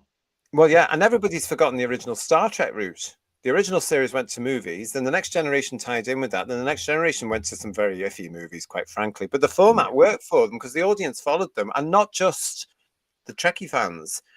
The not-wees went as well. The public went to see Star Trek on the big screen because they knew what Star Trek was. Bond and Doctor Who are in the same sort of bracket, aren't they? And they haven't followed that. I don't know. It drives me mad sometimes. They've forgotten about those patterns of the 80s and 90s. They worked. They really worked. Thank you, Paul Rose. Nice to see you. Jane Smee. To sum up, there may be hope for 007, but no sign of rescue for the fake Doctor Who as of yet. True. To sum up from Gilliam, why does the Doctor so many spiders just in case it's and this is Lisa Pertwee. To sum up, John Pertwee is still the greatest Doctor of all time. Benign Crinoid, nice to see you. Welcome to Who's Views. To sum up, Roger Moore is James Bond, and I definitely don't have a papier-mâché recreation of him who I worship. Oh, really? To sum up from Digby, Davis and Gatwa have left us with the stinking remains of a once great show, but I look forward to you folks forensically dissecting it. Thank you so much. I'm so glad that you're going to be coming to join us on those Sunday night shows, guys, because it's going to be hard work, I have a feeling. So it's going to be great to have you all there to engage with us. Rick Storm, to sum up, I'm more interested in Blake 7 Season 2 and Doctor Who Season 20 standard Blu-ray releases. Fair enough, yes. To sum up, Marjorie Durjon saying Sean Connery is my number one Bond. New Who will end in May 2025, and I love Who's Views. Well, thank you, Marjorie. We appreciate that. Actually, to be pedantic, it does go into July slightly, doesn't it? The last episode, I think, is on the 8th, in the first weekend of July, isn't it? Was it? I think so. 8 weeks. I'm sure 8 weeks from the 12th of April would be June, wouldn't it? Oh, I can't remember. I'm sure it goes into July. Because you've got a couple of weeks in April. You'll have at least 4 weeks in June. That's 6. 4 weeks in May. Episode 8 is Sunday, the 1st of June. June, right. Oh, it's June. So there we go. So sorry, that's July. me. Yeah, That's right. me. Yeah, not July. Right. The aftermath will certainly go into July because with us, we'll be talking about everything else. To sum up, says Silver Wolf, I'll be singing Green Green Grass on the 12th of April, and I agree the German actor to play the next Doctor, please. The Doctor has to be British. I'm sorry, it's one of the things they've got wrong. It has to I be just British. meant the gravitas of the voice was so much better than our current incumbent. That was all, To sum up, doing RTD about Linda Carter's classic movie, you get a spin Doctor, says Tim Kins. Kester Drone is saying Robert Pattinson would be a good Bond, but I guess his plate's full. Well, it has been confirmed that he's staying as Batman in all their reshaking. Again, there's another franchise that's going from. Have you seen the new Superman movie? Who's going to go? Batman is terrible. Sorry, honestly, really. Oh, Arthur is saying to us once again, thank you for all the views and opinions. That's you to everybody in the chat. Absolutely. That's what it's all about. It's why it's called Who's Views. We love it. Thank you very much. To sum up, says Mark Milford, season 2 will soon begin as the BBC now starts its spin. This series will be the best they claim. I bet they wish the fans felt the same. Love it, Mark. Good. Thank you. That's another one. And Stephen Braddock, to sum up, Indiana Jones ended when they all rode off into the sunset in Last Crusade, and what an ending that should have been. Hey, Darren Up, Ken, happy birthday to you. I believe it was your birthday recently. I'm enjoying the season 7 box set, and so is the cat. He sat with me earlier watching Spearhead from space with me. The cat's got great taste, I have to say. Perfect. Meow. Hello, Daryl. Daryl Joyce is with us. To sum up, this bleep bleep show is more entertaining than the show. Yeah, okay, fabulous. Thank you, mate. Problem being, to sum up, I sure hope that springtime grass looks lusciously green. I've actually just spent a small fortune on getting some grass repairer for my garden, so I'm absolutely certain mine is going to. I'll show you a picture if it all comes up properly. Moriarty, to sum up, Scream of the Shulker is canon. Oh, please. Shooty might reference it in his own cartoon. Disney might use him in the remake of Roger Rabbit with Rachel Zegler, and the Beeb should fund Who's Views. No, not a chance. Not a chance. They wouldn't dare, would they? No. Now, excuse me, you have to have DEI in all your policies and all your shows. Yeah, that wouldn't happen, would it? Yeah. Can you imagine the work it would have to be? Arthur Daniels, you might think that, but we couldn't possibly comment. And Robin Calvert, to sum up, Virginia Blackburn, well established. The BBC will take note. The problem is with the BBC, they don't. They absolutely don't. They never have. They are so arrogant. But you have to remember that they are now in a very weak position. They are so desperate for funding because millions of houses in the UK have cancelled the BBC license fee, the money that funds them. And somebody somewhere within the BBC has to be saying, why are the public not with us? It's down to their politics. It's down to their far left reaching policies. It's down to the lack of entertainment. And the British public are showing in their millions, we don't like you. We don't like this. And they're still not acting. It's ridiculous. The BBC, I think the BBC are hoping that the current government will pull it out of the fire for them, because that buffoon Nandi was talking a few weeks ago about a separate tax in relation to the BBC that everybody pays, that you can't opt out of. And I'm thinking, you're allowing people to sign out of the license fee and you're going to scoop them up somewhere else. And I think the BBC are hanging its coat on that one, to be honest. If it doesn't happen, and it shouldn't happen, and if it doesn't happen, it'll be great, because they really will be screwed, and they deserve to be. Like with everything that could possibly be happening with this current government here, we might be told to. Mudcrab, to sum up, I'm actually excited about season 2. Oh, wait. Is this the Blake Seven stream? No, strangely. Thank you, Mudcrab. To sum up, says Stephen Braddock, I watched Spearhead on Blu-ray yesterday. It's never looked so good. And I was immersed in 1970 all over again. PTA, to say to us, sum up, buy RTD, buy Shooty, buy Bad Wolf, buy Disney, Touchgrass. Well, I have to say, shout out the restoration team for making the quality of the 70s season 7 so good. It's amazing. Really, it's not lovely. Yeah. Just watch Silurians. It looks superb. Amazing. Craig Dunlop is saying, to sum up, I'm in two minds over wanting Doctor Who to finish after series 2, 15 or whatever. While I hate it, I get a real feeling of Schadenfreude. Is that right? Watching the ratings result. Well, yeah. Watch this space. Time's going to tell, isn't it? Whoopie doodle do. It's Scott Andrew Brass. Hiya, Scott Andrew Brass. What is a Rylan anyway? Is it a new monster? Well, yes, probably. Yes. Kind of, yeah.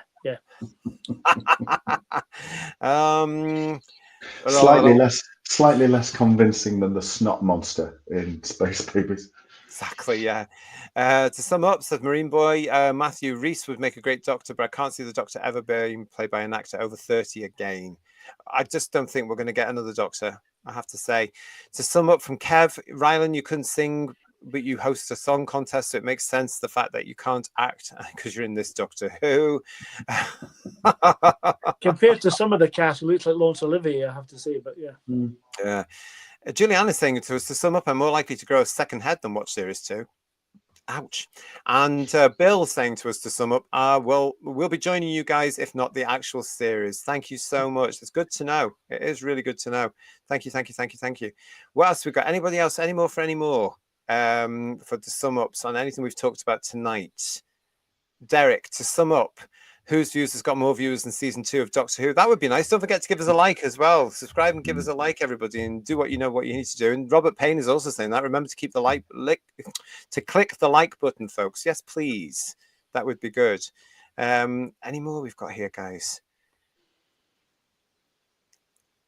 Ooh, any more? To be fair, you can lick the like button if you want, as long as it gets us the clicks. To sum up, says Digital Pollution. Yeah.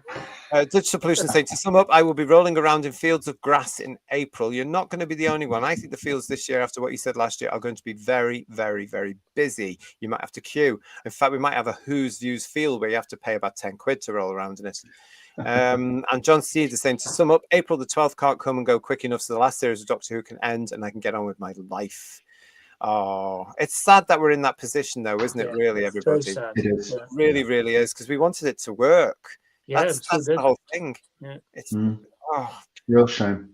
Really is, isn't it? It really, really is. But to sum up, says Paul PTA, the Doctor needs a doctor to fix him, but there's a 3-year wait.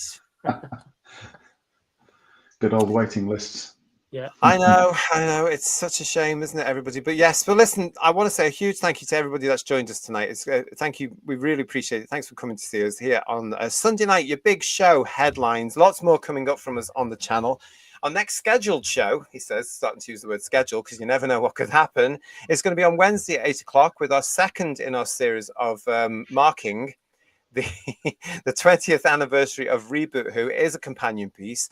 I'm really looking forward to that because, as I said in the first episode, Kirsty and Emilio and Miles all said that Rose wasn't all that, which went against absolutely everything that I've been reading about over the last 20 years. So I'm really, really looking forward to hearing what they have to say. I'm also looking forward to hearing what you have to say about Rose Tyler, played by Billie Piper in those first 2 series she was in. So come and join us for that live. And then we'll be back again here, of course, next week on Sunday with your headlines. Wow. Another big show. Thank you all for joining. To Third Doctor, Ian, to Paul, thank you two so much. Great chat. Thank you. Sorry it was late. It's all right. You've got lines to do now. Yeah, mark him down. Yeah, right. So, yeah, as I say, please subscribe to the channel. Please make sure you still subscribe to the channel. Give us a like. We'll be back before you know it, honestly. And don't forget, when they drop a headline, we're going to be here to talk about it. From all of us on Who's Views, thank you for being with us. We'll see you very soon. Take care of yourselves, everyone. Ta-ra. Bye-bye. Bye.